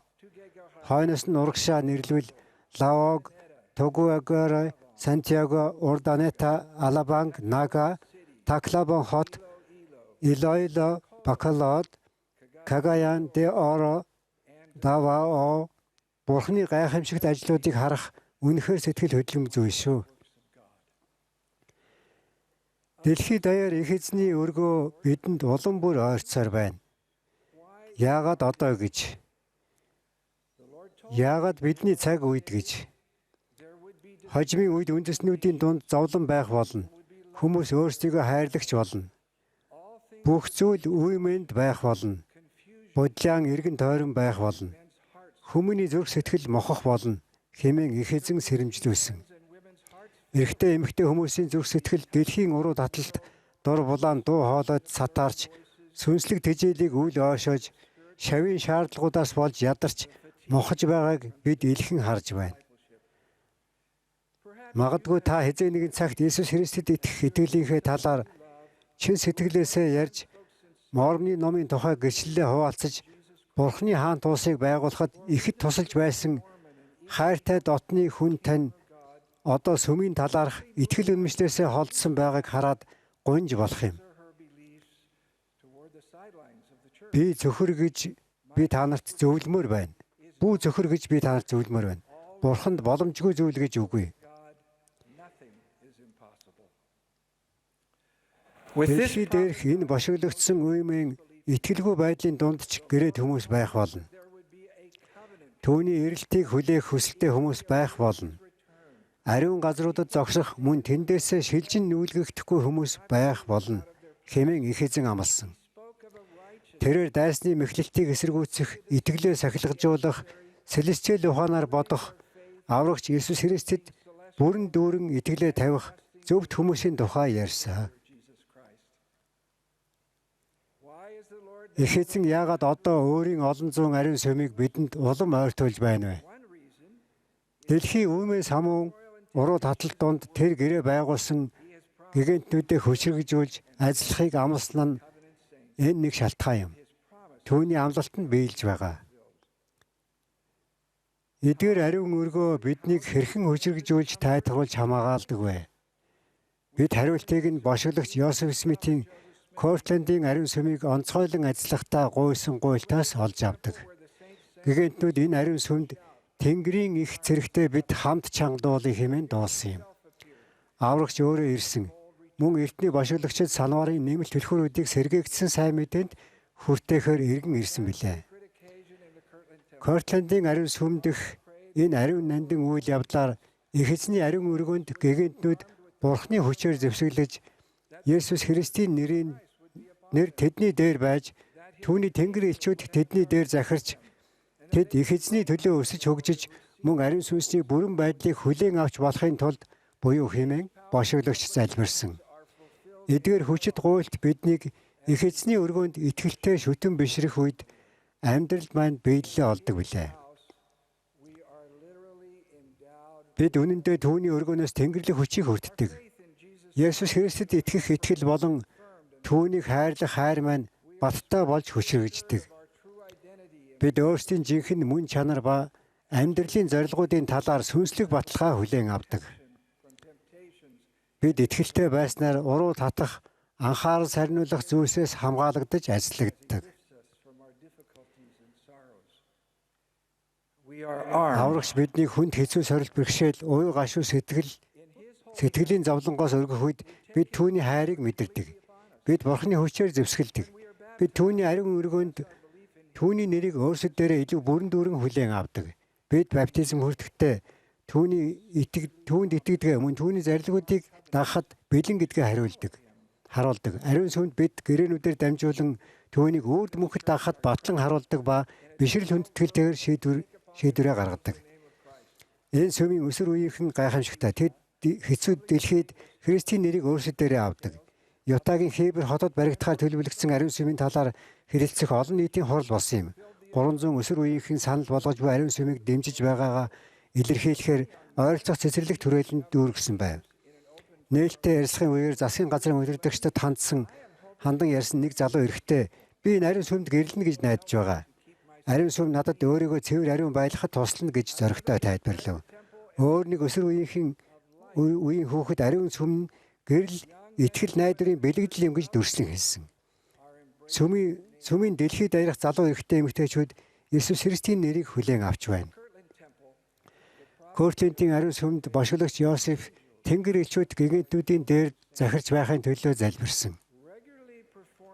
Ариун сүмд өвөг дээдсийнхээ төлөө ёслуудыг тогтмол гүйцэтгэж байгаа нь хөшигний цаана амьдрал үргэлжилж буй баталгаа болж байна. Их эзний өргөнд болдог олон туршлагыг олон нийтэд хуваалцахад хит ариун нандин байдагч бид заримыг нь хуваалцаж болдог. 40 жилийн өмнө Кэти бид хоёр Флоридад амьдарч байхдаа Жоржиагийн Атланта дахь ариун сүм рүү аялсан юм. 1984 оны 5 дугаар сарын 9-ний 5 гаригийн орой биднийг ариун сүмийн ёслоо дуусгаад байж байтал ариун сүмийн ажилтан над дээр ирээд ганцхан анхдагч бэлтгэл ёслол хийх цаг байгаа эсхийг асуув. Миний төлөөлсөн хүний нэр нь Юрбусын Элизер Сорси гэх нэр байв. Маргааш нь ариун сүмд гигантнүүд олноороо ирсэн байв. Намайг тэр өдрийн 2 дахь хувийн хишгийг гүйцэтгэхээр бэлдэж байх үеэр надад төлөөлөх хүний маань нэрийг өгөв. Хамгийн гайхалтай нь тэр нэр өчигдөр оройн нөгөөх хүн буюу Элизер Сорси байв. Хувийн хишгийг гүйцэтгэж байхдаа би их эзний сүнсийг мэдэрсэн. Өдөөс хойш биднийг ариун сүмд байхад Кэти маань тухайн үед Атлантад амьдарч байсан Долли Фернандез гэх гэр бүлийн ахмад найзтайгаа таарч билээ. Гэр бүлд нь эрэгтэй гишүүн байхгүй тул тэр надаас аавыг нь эцэг эхтэй нь холбож тусалж чадах эсхийг асуув. Би хүндэтгэлтэй хүлээн авлаа. Энэ ариун нандин ёслолыг гүйцэтгэхээр тахилын ширээний дэргэд өвдөв сүгдэн суухдаа ой танд минь үлдсэн нэр болох түүний эцэг Элизер Сорсийн нэрийг дахин сонссон юм. Энэ мөнх бус амьдралд Элизер Сорсиг гэгддэг байсан тэр хүнтэй би энэ амьдралынхаа дараа уулзаж тэрвэрнэ гэдэгтээ бүрэн итгэлтэй байна. Их эзний өргөөн дэх ихэнх туршлага маань гэнтийн сэтгэл хөдлөлөөс илүүтэй жаргалтай тайван байдал, намуухан ижлэлтийг авчирдаг. Гэхдээ Тэнгэр элч нар биднийг анхаардагт итгээрэй. Биднийг сүмийн гишүүнээр батлагдах үед ариун сүнсний бэлэг өгөгддөг. 7 хоног болгон бид аврагчаад орсон санаж талах уснаас зохистойгоор хүртснээр түүний сүнс бидэнтэй үргэлж хамт байх болно хэмээн бидэнд амлагддаг. Бид дэлхийн хамгийн ариун газар болох их эзний өргөнд хүссэн зүрх сэтгэлтэй ирснээр их эзний хувьд өсөж ариун сүнсний бүрэн байдлыг хүлээн авдаг. Ариун сүнсний хүчээр дамжуулан бид амар амгалан, баяр баясгалан, өгөөшгүй найдвараар дүүрдэг. Ариун газрын гадна байхдаа ч бид түүний шав байх хүчийг хүлээн авдаг. Ерөнхийлөгч Рассел М. Нельсон ийм тунхагласан. Бидний аврагч бөгөөд гэтлэгч Есүс Христ гайхамшигт үйлсийнхээ заримыг одоо төдийгүй өөрөө дахин ирэх хүртлээр үйлдэх болно. Бурхан эцэг түүний хайртай хүү хоёр энэ сүмийг сүр жавхлан алдар суугаараа удирддгийг илтгэх гайхамшигт шинж тэмдгүүдийг бид олж харна. Дэлхийг их эзний өргөөнүүдээр дүүргэх нь хүчрхэг ажил бөгөөд гайхамшигт шинж тэмдэг юм. Хайрт найзуудаа, хэрвээ бид боломжтойч ариун сүмийн эрцээ нэмэгдүүлж чадахгүй байгаа бол ариун сүм сүмд шүтэн бишрэх илүү цагийг тогтмол гаргадаг болцгоё. Дэлхийд даяар зарлагдсан байгаа ариун сүмүүдийн төлөө үл хөдлөх хөрөнгөө хөдөлтөн авч засгийн газрууд төлөвлөгөөнүүдийг баталж авьяаслаг ажилтнууд авьяас бэлгэн нэмэгдэхийг харж мөн ариун нандин онцгойлон ажиллах ёслолууд Тэнгэрийн зөвшөөрөл болон Тэнгэр элч нарын айлчлалыг авчрах болтугай хэмээн залбирцгаая. Ариун сүм бол чухамдаа их эзний өргөө юм. Та нар түүний ариун өргөнд зогстой мөн залбиралтайгаар ирэх юм бол түүний хүчээр зэвсэглэгдэж түүний нэр та нарын дээр байж түүний Тэнгэр элч нар та бүгдийн дээр захирч мөн та нар ариун сүнсний ажлуудад өсөж хөгжих болно хэмээн би амлаж байна. Их эзэн нүглээ орхиж мөн надад ирдэг, мөн миний нэрийг дууддаг, мөн дуу хоолойг минь дуулууртаа дагдаг, мөн зарилгуудыг минь сахидаг бодгол болгон миний нүрийг харж мөн намайг байдгийг мэдэх болно хэмээн амласан. Христийн дүр төрхийг харах олон өөр арга зам байгаа ч түүний ариун өргөөнөөс өөр сайн газар үгүй билээ. Эргэлзээ өөмөн самуунтай өнөө үед манай бүх ариун сүм түүний өргөө бөгөөд бидний аврагчийг бүх ариун Тэнгэр элчийнхээ хамт сүр жавхлан хүч чадал агуу алдар суундаа эргэн ирэх тэр гайхалтай өдөрт биднийг бэлтгэхээр биднийг хадгалж хамгаалагдахад бидэнд туслах болно хэмээн би гэрчилж байна. Есүс Христийн нэрээр аамен.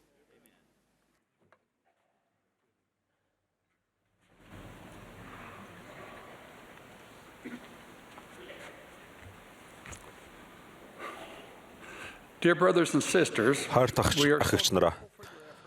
Та бүхэн ирээд намайг даг гарын авлагын хамтаар судруудыг уншиж байгаад бид маш их талархаж байна. Та нарын хийж буй бүхий л зүйлийн төлөө талархъя. Өдөр бүр бурхантай мөн түүний үгтэй харилцах нь гүнзгий ач холбогдолтой юм. Та нар агуу ажлын суурийг тавьж байна. Мөн агуу болох тэргүй зүйл жижиг зүйлүүдээс гарч ирдэг.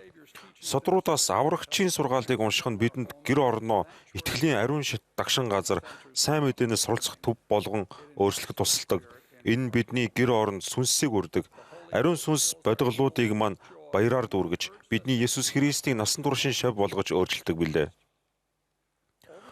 Сүүлийн хэдэн жил бид ариун судруудаас унших явцдаа сайн мэдээний томоохон 90 уюудад Бурхны хүүхдүүдтэй өгсөн сургаалын томыг ажигласан. Бид 90 үе болгонд бидний мэдих нэгэн хэм маягийг хардаг. Бурхан бошголагчдоороо дамжуулан Есүс Христийн сайн мэдээг сэргээдэг буюу илчилдэг. Хүмүүс бошголагчдыг даган ихэд ажиллагддаг. Гэвч хэсэг хугацааны дараа зарим хүн бошголагчдын үгсийг анхаарахаа болж их эзнээс мөн түүний сайн мэдээнээс хөндөрдөг аж. Бид үүнийг уралт гэж нэрлэдэг. Сайн мэдээг анх Адамд илчилсэн хэдий ч Адам Ева хоёрын зарим хүүхэд урууж их эзнээс холдсон. Бид сэргээлт ба уралт гэсэн хэм маяг Энох, Ноа, Авраам, Мосе зэрэг хүмүүсийн 90 үеүүдэд давтагдсныг хардаг билээ. Өнөөдөр бид цаг хугацааны бүрэн байдлын үед амьдарч байна. Энэ уралтаар төгсгөл болохгүй цорын ганц ирэн үе юм. Энэ бол аврагч Есүс Христийн хоёр дахь ирэлт түүний 1000 жилийн хаанчлал руу хөтлөх ирэн үе аж. Энэ ирэн үе юугаараа ялгаатай вэ? Их эзэн идүүгээ ялангуяа бидний энэ цаг үед аврагчид ойртон түүнийг хизээж орхихгүй байхад туслах юуг бидэнд өгсөн бэ? Оюунд минь ирж байгаа нэг хариулт бол судрууд юм. Тэр тусмаа моромны ном Есүс Христийн бас нэгэн гэрээ юм. Нийтийг хамарсан урвалт дахин хизээж болохгүй хэмээн Бурхан амласан хэдиж бидний хүн нэг бүр хувийн сүнслэг өсөл хөгжлийнхөө төлөө хариуцлага үүрдэг хэмээн ерөнхийлөгч Раслам Нельсон заасныг санана. Бид хувийн урвалдаас зайлсхийхийн тулд анхаарал болгоомжтой байх хэрэгтэй. Энэ жил бидний судалж буй моромны ном үргэлж бидний аврагчд ойртуулж түүнтэй ойр хэвээр үлдэхэд тусалдаг. Бид үүнийг судлах гэж нэрлэдэг ба энэ хүчин чармаалтыг илэрхийлдэг тул сайн хэрэг юм.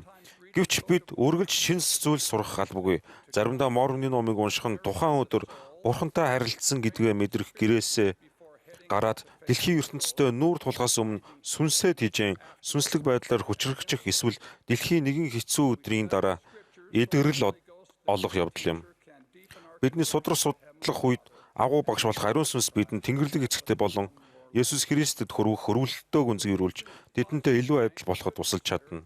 Энэ талаар бодохын зэрэгцээ бид өөрсдөөсөө энэ 7 хоногт моромны номыг судалж байх үед ариун сүнс бидэнд юу заасан бэ?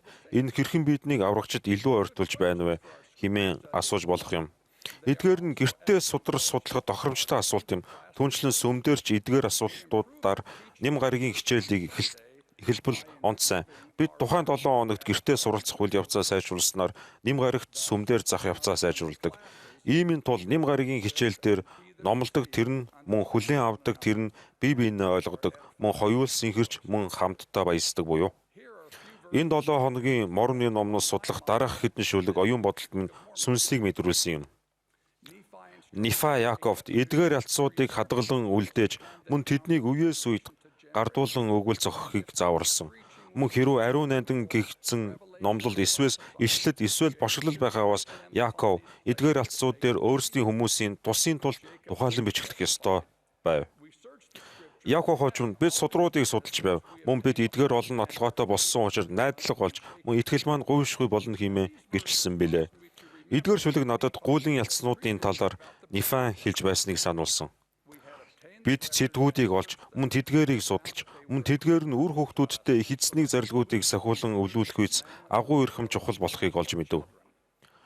Иймийн тул амлалтын нутгийг зорин аглаг бүдэд зорчихдоо бид эдгээрийг өөрсдөө авч явах нь их эзний мэрэгэн ухаан буй зай. Идүүгээ хэрв Лиха түүний гэр бүл судруудтай байхад мэрэгэн ухаан байсан бол энэ бидний хувьд ч мэрэгэн ухаан болоо. Судруудын агуу үнц нь сүнслэг хүч бидний амьдралд өнөө хүртэл тод хിവэрэ байна. Моромны ном болон бусад судрыг өнөөдөр бидэн шиг ашиглах боломжтой хүмүүс түүхэд байгаагүй. Тийм ээ, Лиха ба түүний гэр бүл гуулын ялцсуудыг өөрсдөө авч явахаар ажиллагдсан ч тэд майхан бүрдээ 1% судартай байгаагүй. Моромны номын хамгийн чухал хувь бол өөрсдөд маань буй хувь юм.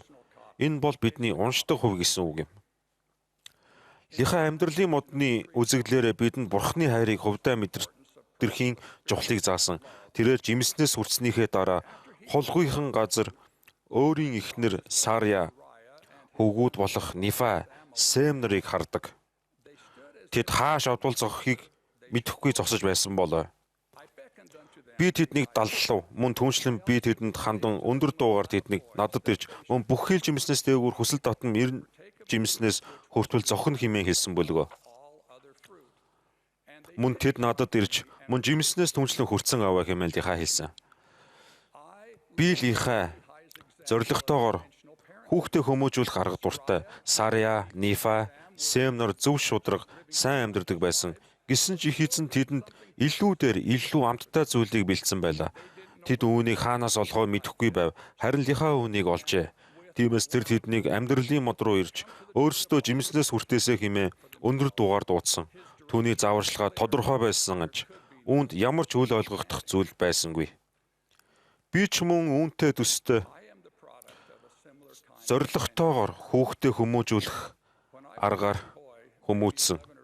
Намайг 11-12 орчим настай байхад ээж минь надаас "Марк, чи энэ сургаал үнэн гэдгийг ариун сүнсээр өөрөө мэдэж авсан уу?" гэж асууж билээ. Түүний энэ асуултад би ямар их гайхсан гэж би үргэлж сайн хүү байхыг хичээж энэ хангалттай гэж боддог байв. Гэвч өөр илүү дээр зүйл хэрэгтэй гэдгийг ээж минь Лихан айдал мэдэж байлаа. Би үйлдэлхийн өөрөө үнийг мэдэж авах хэрэгтэй байв. Би арай мэдэж аваагүй байна хэмээн хариуллаа. Тэр миний хариултад огт гайхсангүй. Тэгээд тэр надад миний хизээч мартдаггүй нэгэн зүйлийг хэлсэн юм. Тэнгэрлэг эцэг чамайг өөрөө мэдэж аваасай гэж хүсдэг. Гэхдээ чи хичээл зүтгэл гаргах ёстой. Чи Мормоны номыг уншиж ариун сүнсээр мэдхийн тулд залбирах хэрэгтэй. Тэнгэрлэг эцэг залбиралт чинь хариулах болно гэж билээ. Үнэн дээр би Мормоны номыг өмнө хизээж уншиж үзээгүй байв.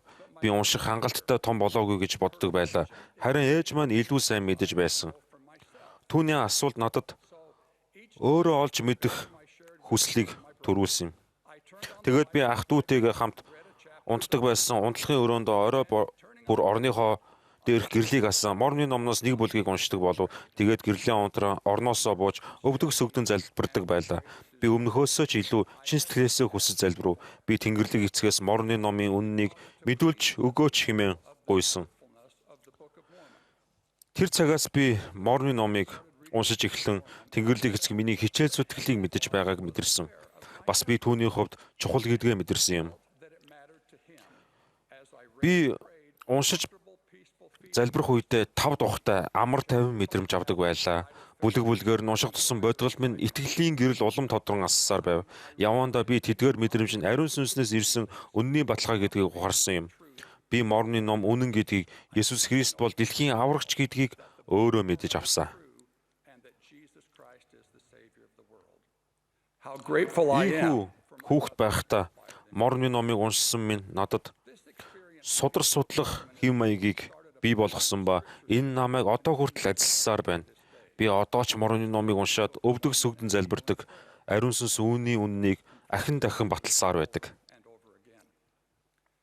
Нифа үнэн хэлсэн. Бид судруудыг амьдралынхаа туршид өөрсдөө хамт авч явах ёстой. Их эзний мэрэгэн ухаан болоо.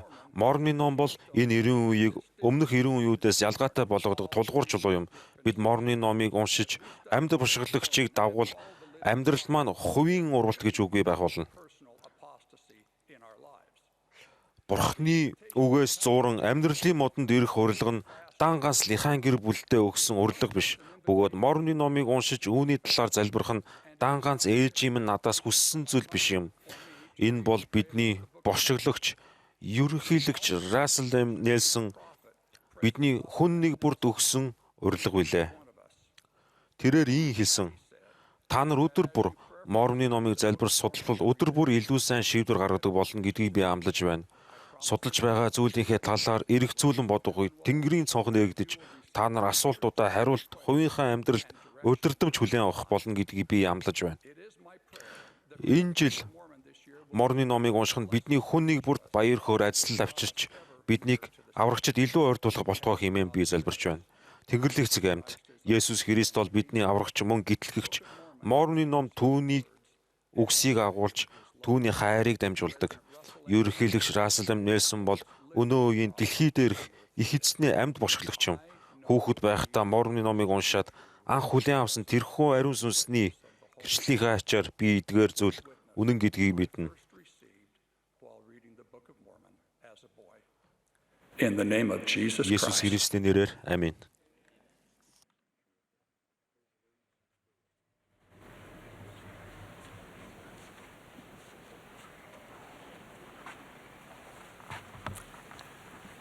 At the conclusion of the Чуулганы conference, төгсгөлд бид эдгээр үйлчилгээг бэлтгэхэд хичээнгүйлэн оролцсон бүх хүнд чин сэтгэлийн талархал дэвшүүлж байна.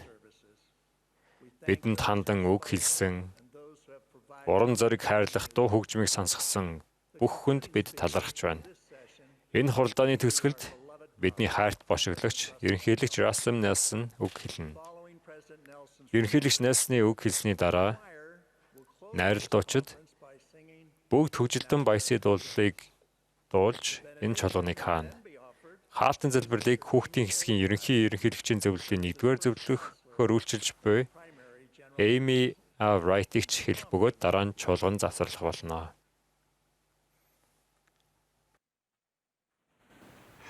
My dear brothers and sisters, today is an historic day. Өнөөдөр ерөнхийлөгч Дааланхи үгс бид хоёрын хувьд түүх өдөр тохиож байна. 40 жилийн өмнө 1984 оны 4-р сарын 7-нд бид хоёр 12 төлөөлөгчийн чуулга дуудагдсан юм. Түүнээс хойших чуулган бүрээр бид баясаар ирсэн билээ. Энэ удаад ч мөн адил. Сүнсний ариун нөлөө бүрхэж биднийг дахин айдсаллаа. Би та бүхнийг энэ чуулганы захиасыг эх саруудад давтан судлана гэж найдаж байна. Намайг төрөх үед сүмд үйл ажиллагаа явуулдаг 6 ариун сүм байсан. Сент Жорж, Логан, Мантай, Ютагийн Солт Лейк Сити, Канадын Альбертагийн Картстон, мөн Хавайн, Лайет тус нэг ариун сүм байсан юм. Үүнээс өмнөх 2 ариун сүм Огайогийн Кортленд, Иллинойн Навууд богино хугацаанд үйл ажиллагаагаа явуулсан билээ. Сүм бүрэн бүрэлдэхүүнээрээ баруун зүгт нүүхэд гигантнууд энэ 2 ариун сүмийг орхихоос өөр аргагүй болсон юм. Навуугийн ариун сүмийг нэгэн галдан шатаагч устгасан. Хожим нь үүнийг дахин барьж ерөнхийлөгч Гордон Би Хинкли онцгойлон айдсалсан. Кортлендийн ариун сүмийг сүмийн дайснууд бузарсан юм. Хожим нь Христийн нийгэмлэг Кортлендийн ариун сүмийг худалдан авч олон жил эзэмшсэн юм. Өнгөрсөн сард Иесус Христийн хожимын үеийн гигантнуудын сүм Кортлендийн ариун сүмийг Навуу дахь хэд хэдэн чухал түүхэн газруудын хамт худалдаж авсныг бид зарласан. Бид Христийн нийгэмлэгийн удирдагчдтай эв найртай харилцан ашигтай хэлцэл өрнүүлж улмаар уг зөвшөлтсөлд хүрсэнд ихэд талархаж байна. Кортлендийн ариун сүм бол Иесус Христийн сайн мэдээний сэргээлтэд ер бусын ач холбогдолтой. Тэнд болсон хэд хэдэн үйл явдлыг мянган жилийн өмнөөс башигласан ба эдгээр нь их эзний сүм хожимын үеийн үүргээ гүйцэтгэхэд зайлшгүй чухал байсан. Эдгээр үйл явдлын хамгийн чухал нь 1836 оны 4-р сарын 3-ны Христийн амьсны нэм гарагт болсон юм. Энэ өдөр Йосеф Смит, Оливер Каудри хоёр дээр гайхамшигтай айлчлалууд цоврон ирсэн ажээ. Эхлээд их эзэн Иесус Христ үзэгдсэн юм. Башиглагч энэ тухай бичигтээ аврагчийн мэлми гал луга адил байв. Тэргүүнийх нь ус цэвэрхэн цас мэд цав цагаан байв. Түүний төрөх байдал нарны гэрлээс жилүү хурцаар гялалзаж байлаа. Мөн дуу хоолой нь агуу их ус хуйлрах мэт байв гэжээ. Энэ айлчлалаар их эзэн өөрийн болохыг баттган Бибер эхнийх мөн эцсийнх болоо. Бибер амьдардаг тэр болоо. Би бол алагдсан тэрбээр бүлгөө. Бибер эцгийн өмнө та нарын өмгөөлөгч билээ гэж хэлжээ. Тэгээд Иесус Христ ариун сүмийг өөрийн өргөө хэмээн хүлээж авснаа тунхаглаж энэ өргөөнд өөрийн хүмүүст нэгүсэлд Бибер өөрийгөө үзүүлэх болно гэх гайхам амлалтыг өгсөн. Энэхүү агуу амлалт идүүгээ онцгойлон айцлагдсан ариун сүм бүрд хамаатай билээ. Би та бүгдийг их эзний уг амлалт таны хувьд ямар утга учиртай болохыг тунгаан бодохыг өрье. Аврагчийн айлчлалын дараа Мосе үзэгдсэн. Мосе Йосеф Смитэд Израилийг цуглуулж 10 овгийг эргүүлэн авчрах түлхүүрүүдийг өгсөн юм. Энэхүү үзэгдэл хаагдсны дараа Элиас хурж ирэн Авраамийн сайн мэдээний 90 үеийг Йосефт даатгсан юм. Тэгээд бошиглогч Илая үзэгдсэн. Түүний эрэлт нь 2 дахь эрэлтээс өмнө их эзэн Илия гэлгэн эцгүүдийн зүрхийг хөөгтүүд рүү нь, хөөгтүүдийн зүрхийг эцгүүд рүү нь эргүүлэн хэмээх Малахийн амлалтыг биелүүлсэн билээ. Тийм Илия лацтан холбох хүчний түлхүүрүүдийг Йосеф Смитэд өгсөн. Их эзний удирдамжаар 3 тэнгэр элч эдгээр түлхүүрийг эргүүлэн авчирсан нь нэн чухал үйл хэрэг билээ. Санварын түлхүүрүүд нь тэргүүлэх эрх мэдэл болон хүчнээс бүрддэг. Их эзний зорилгоодыг биелүүлж, мөн Иесус Христийн сэргээгдсэн сайн мэдээг хүлээн авсан бүх хүнийг айдслахад Бурхны санварыг хэрхэн ашиглахыг санварын түлхүүрүүдээр захицуулдаг. Сүмийн зохион байгуулахаас өмнө Тэнгэрлэг элч нар Аароны болон Мелкизедек санварыг бошиглогч Йосеф Смитэд хүртээж тухайн санварын түлхүүрийг өгсөн байсныг тодтогох нь зүйтэй. Эдгээр түлхүүр нь Йосеф Смитэд 1830 онд сүмийг зохион байгуулах эрх мэдлийг өгсөн. Тэгээд Кортландын ариун сүмд 1836 онд дээр дурдсан нэмэлт санварын түлхүүрүүд болох Израилийн цугларалтын түлхүүр, Авраамийн сайн мэдээний түлхүүр, лацтан холбох түлхүүрүүдийг хүртээсэн нь зайлшгүй хэрэгтэй байсан.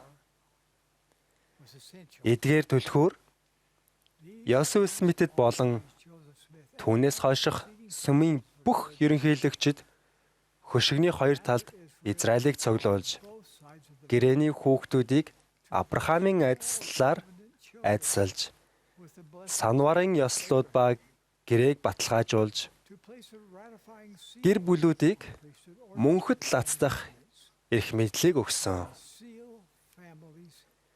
Санварын эдгээр түлхүүрийн хүч хязгааргүй бөгөөд агуу билээ. Санварын түлхүүрүүд дэлхийд сэргээгдэггүй байсан бол таны амьдрал ямар өөр байх байсныг бодоод үзтээ. Санварын түлхүүрүүдгүйгээр та Бурхны хүчээр хишиг хүртэх боломжгүй. Санварын түлхүүрүүдгүйгээр сүмэн хүмүүст зааж тэдэнд сургадаг, мөн хүмүүнлэгийн үйл ажиллагаа явуулдаг байгууллагаас цаашгүй болж хувирна. Санварын түлхүүрүүдгүйгээр биднийг хайртай хүмүүстэй минь мөнхөд холбож, эцэст нь Бурхантай амьдрах боломж олгодог зайлшгүй шаардлагатай ёслол ба гэрээнүүдийг хийх боломжгүй болно. Санварын түлхүүрүүд Иесус Христийн хожмын үеийн гигантуудын сүмийг дэлхий дээрх бусад бүх байгууллагуудаас ялгаатай болгодог. Олон байгууллага таны мөнх бус амьдралыг илүү сайхан болгож чадах ба чадсаар байгаа. Гэвч үхлийн дараах амьдралд тань нөлөөлж чаддаг, мөн ирээдүйд нөлөөлж чадах өөр нэг ч байгууллага байхгүй.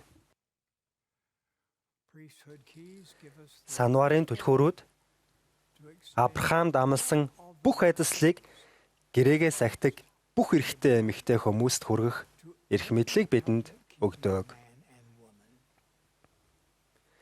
Ариун сүмийн ажил Бурхны бүх хүүхдэд хаана мөн хизээ амьдарч байснаас нь мөн одоо амьдарч байгаагаас нь үл шалтгаалan эдгээр гайхалтай сайхан айдаслыг хүртэх боломжийг олгодог. Санварын түлхүүрүүд дэлхий дээр дахин ирсэнд Бүгдээрээ баясцгаая. Би та бүхнийг дараах 3 мэдээллийг анхааралтай тунгаан бодоход уриалж байна. 1. Израилийн цугларалт нь Бурхан хаа газрын бүх хүүхдэд хайрладгийн нотолгоо юм. 2. Авраамийн сайн мэдээ нь Бурхан хаа газрын бүх хүүхдэд хайрладгийн бас нэг нотолгоо юм. Тэрээр хар ба цагаан, боол ба чөлөөт, эр болон эм бүх хүнийг өөр дээр нь эрхийг урьдаг. Мөн Бурханд бүгд адил. 3-т лацдан холбох хүч бол Бурхан газар бүрдэх бүх хүүхдэд ямар их хайрлаж хүн бүрийг өөрт нь эргэн ирэхийг сонгохыг хүсдгийн Тэнгэрлэг нотолгоо юм. Бошиглагч Йосеф Смитээр дамжуулан сэргээгдсэн санварын түлхүүрүүд гэрээгээ сахидаг эрэгтэй, эмэгтэй хүн бүрд гайхалтай ховын сүнслэг боломжуудыг олгодог. Кёртлендийн ариун сүмийн энэхүү нандин төвхөөс сурч мэдэх зүйл маш их бий. Кёртлендийн ариун сүмийг онцгойлон ажиллахад хэлсэн Йосеф Смитийн залбирал энэ эцсийн өдрүүдэд сүнслэг сорилтуудтай тулахад ариун сүм та биднийг хэрхэн сүнслэг байдлаар хүчрхэгжүүлдэг тухай заавар болдог. Сургаалбаа гэрээний 109-р хэсэгт цэтгэлэгдсэн энэхүү залбирлыг судлан ухамын би та бүгдийг ормшуулж байна.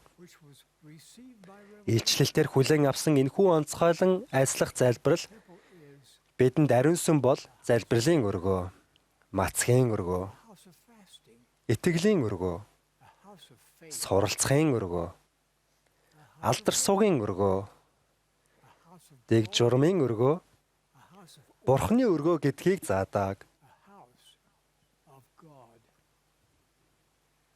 Ариун сүмийн эдгээр шин чанар нь үүнийг тодорхойлохоос хавьгүй их утга учиртай. Эдгээр нь их эзний өргөөнд үйлчилж, шүтэн биширдэг хүмүүст юу тохиолдож болохыг дурдсан амлалт юм. Тэд залбирлын хариулт, ховын илчлэлт, илүү их итгэл, хүч, тайтгарал, өсөн нэмэгдэх мэдлэг болон чадлыг авах хүлээлттэй байж болно. Ариун сүмд цагийг өнгөрүүлэх нь танд сэлэстэл ухаанаар бодож өөрийгөө жинхнээсээ хэн болохыг, хэн болж чадахыг, ямархуу амьдралаар мөнхөд амьдарч болох алсын хараг олж авахд тусална.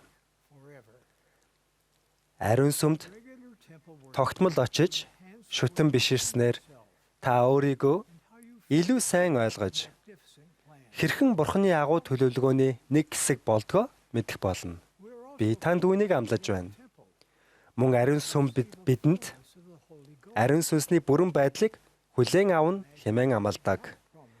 Энэхүү амлалтын хүрээнд мөнхийн үннийг хайдаг хүн бүрд Тэнгэр нээгдэн гэдэг нь ямар утга учиртай болохыг төсөөлөд үзтээ.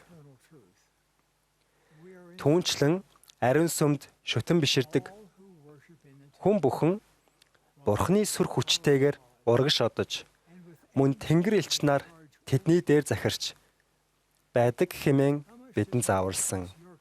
Хишиг хүрсэн эрэгтэй эмэгтэй хүмүүсийн хувьд Бурхны хүчээр зэвсэглэж амьдралын шуургыг ганцаараа туулахгүй гэдгээ мэдэх нь та нарын өөртөө итгэх итгэлийг хэр их нэмэх вэ? Тэнгэрлэг элч нар танд үнэхээр туслана гэдгийг мэдэх нь танд хэр их урам зориг өгөх вэ? Эцэст нь их эзний өргөнд шүтэн биширдэг хүмүүсийг ёс бусын нэгдэл дийлэх хүчгүй байна хэмээн бидэнд амласан. Ариун сүмд өгөгддөг сүнслэг боломжуудыг ойлгох нь өнөөдөр бидэнд зайлшгүй чухал байна. хайрт ах эгч нараа.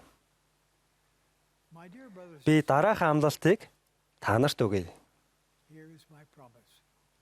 Боломжийнхоо хэрээр Nothing will help ариун сүмд тогтмол шүтэн бишрэхээс илүү төмөр бариулаас in the temple зуран барихад туслах зүйл гэж as your circumstance. үгүй юм. Дэлхийн харанхуй манантай тулгарх үед таныг үүнээс илүү хамгаалах зүйл гэж үгүй.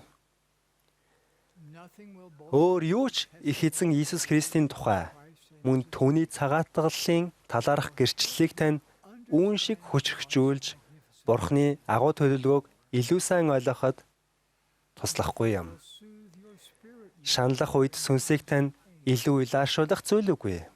Nothing will open Тэнгэрийг илүү их нээх өөр юу ч байхгүй. nothing. Тийм юу ч байдаггүй. The temple Ариун сүм бол gateway бидний хүн нэг бүр зориулсан Бурхны хамгийн агуу айдслалд хүрэх хаалга юм. Ариун сүм бол is the only Авраам дамлагдсан бүх айдслыг хүлээн авах дэлхий дээрх цорын ганц газар билээ. to Abraham. Ийм учраас бид сүмийн гишүүдэд ариун сүмийн айдслуудыг ойртуулахын тулд Direction of the Lord. их эзний удирдамж дор Make the temple чадах бүхнээ хийж more байгаа билээ. to members of the church. Ингээд бид Thus, we are дараах 15 байрлал тус бүрд planned to build шинэ ариун сүм барих төлөвлөгөөг танилцуулахдаа following таатай байна. locations. Uturoa, French Polynesia. Chihuahua, Mexico. Florianopolis, Brazil. Rosario, Argentina. Edinburgh, Scotland. Brisbane, Australia, South area. Victoria, British Columbia. Yuma, Arizona. Houston, Texas, South area. Des Moines, Iowa. Cincinnati, Ohio. Honolulu, Hawaii. West Jordan, Utah. Lehi, Utah. And Maracaibo, Venezuela. My dear brothers and sisters, Хайр тахагч нараа, I testify энэ бол Иесус Христийн хожмын үеийн гигантнүүдийн сүм гэдгийг би гэрчилж байна. stands at it. Тэр тэргүүнд нь зогсдог. We are Бид бол түүний шавнар. Та бидний авахыг хүсэж байгаа the restoration мөн авах зохистой сүнслэг адислал бүрийг боломжтой болгосон санварын түлхүүрүүдийн сэргээлтэд every бүгдээрээ хамт баясцгаая. we are willing Би үүнийг and worthy to receive. Иесус Христийн I so testify ариун нэрээр in the sacred name гэрчилж байна. of Christ. Amen. Амен.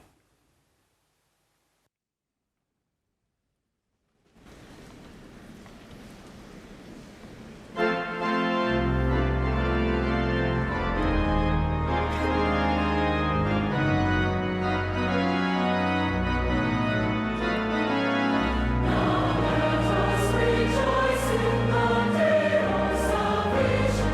No longer as strangers on earth need we roam.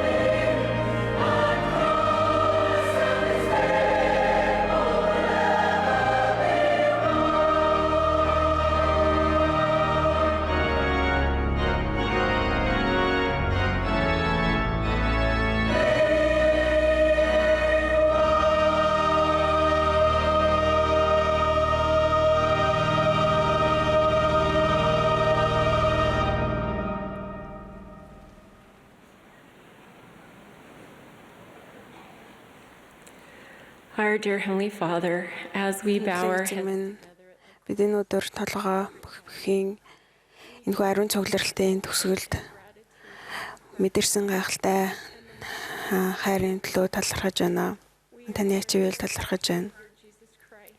Бид аврагчийн төлөө мөн түүний төгс амьдрал болон түүний хязгааргүй цагаатгал талархаж байна. Мөн бушлагч Russell M. Nelson түнд бид хайртай мөн түүнийг дэмжиж байна. Түүний эхнэр Wendy талархаж байна. Тэгээд энэ чуулганаар бид хүлээн авсан таны үгтэд талархаж байна. Бид ариун газруудад зогсож ариун сүмд тогтмол оролцож таны ариун газар байснаар бид илүү ариун хүн болох болтугай. Бид энэ бүгдийг Иесус Христийн ариун нэрээр залбирч байна. Амен.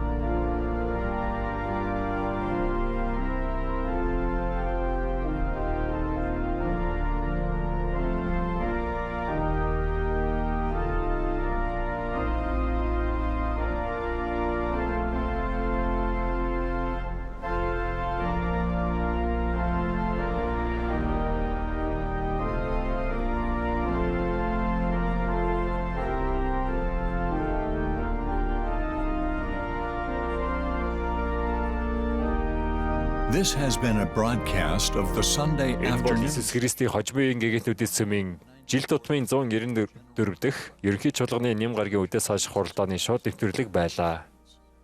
Цөмийн удирдагчдаас сонгогдсон хүмүүс үг хэллээ. Уг хуралдааны дуулыг ариун самын талбайн Табернаклийн найралдуучид дууллаа.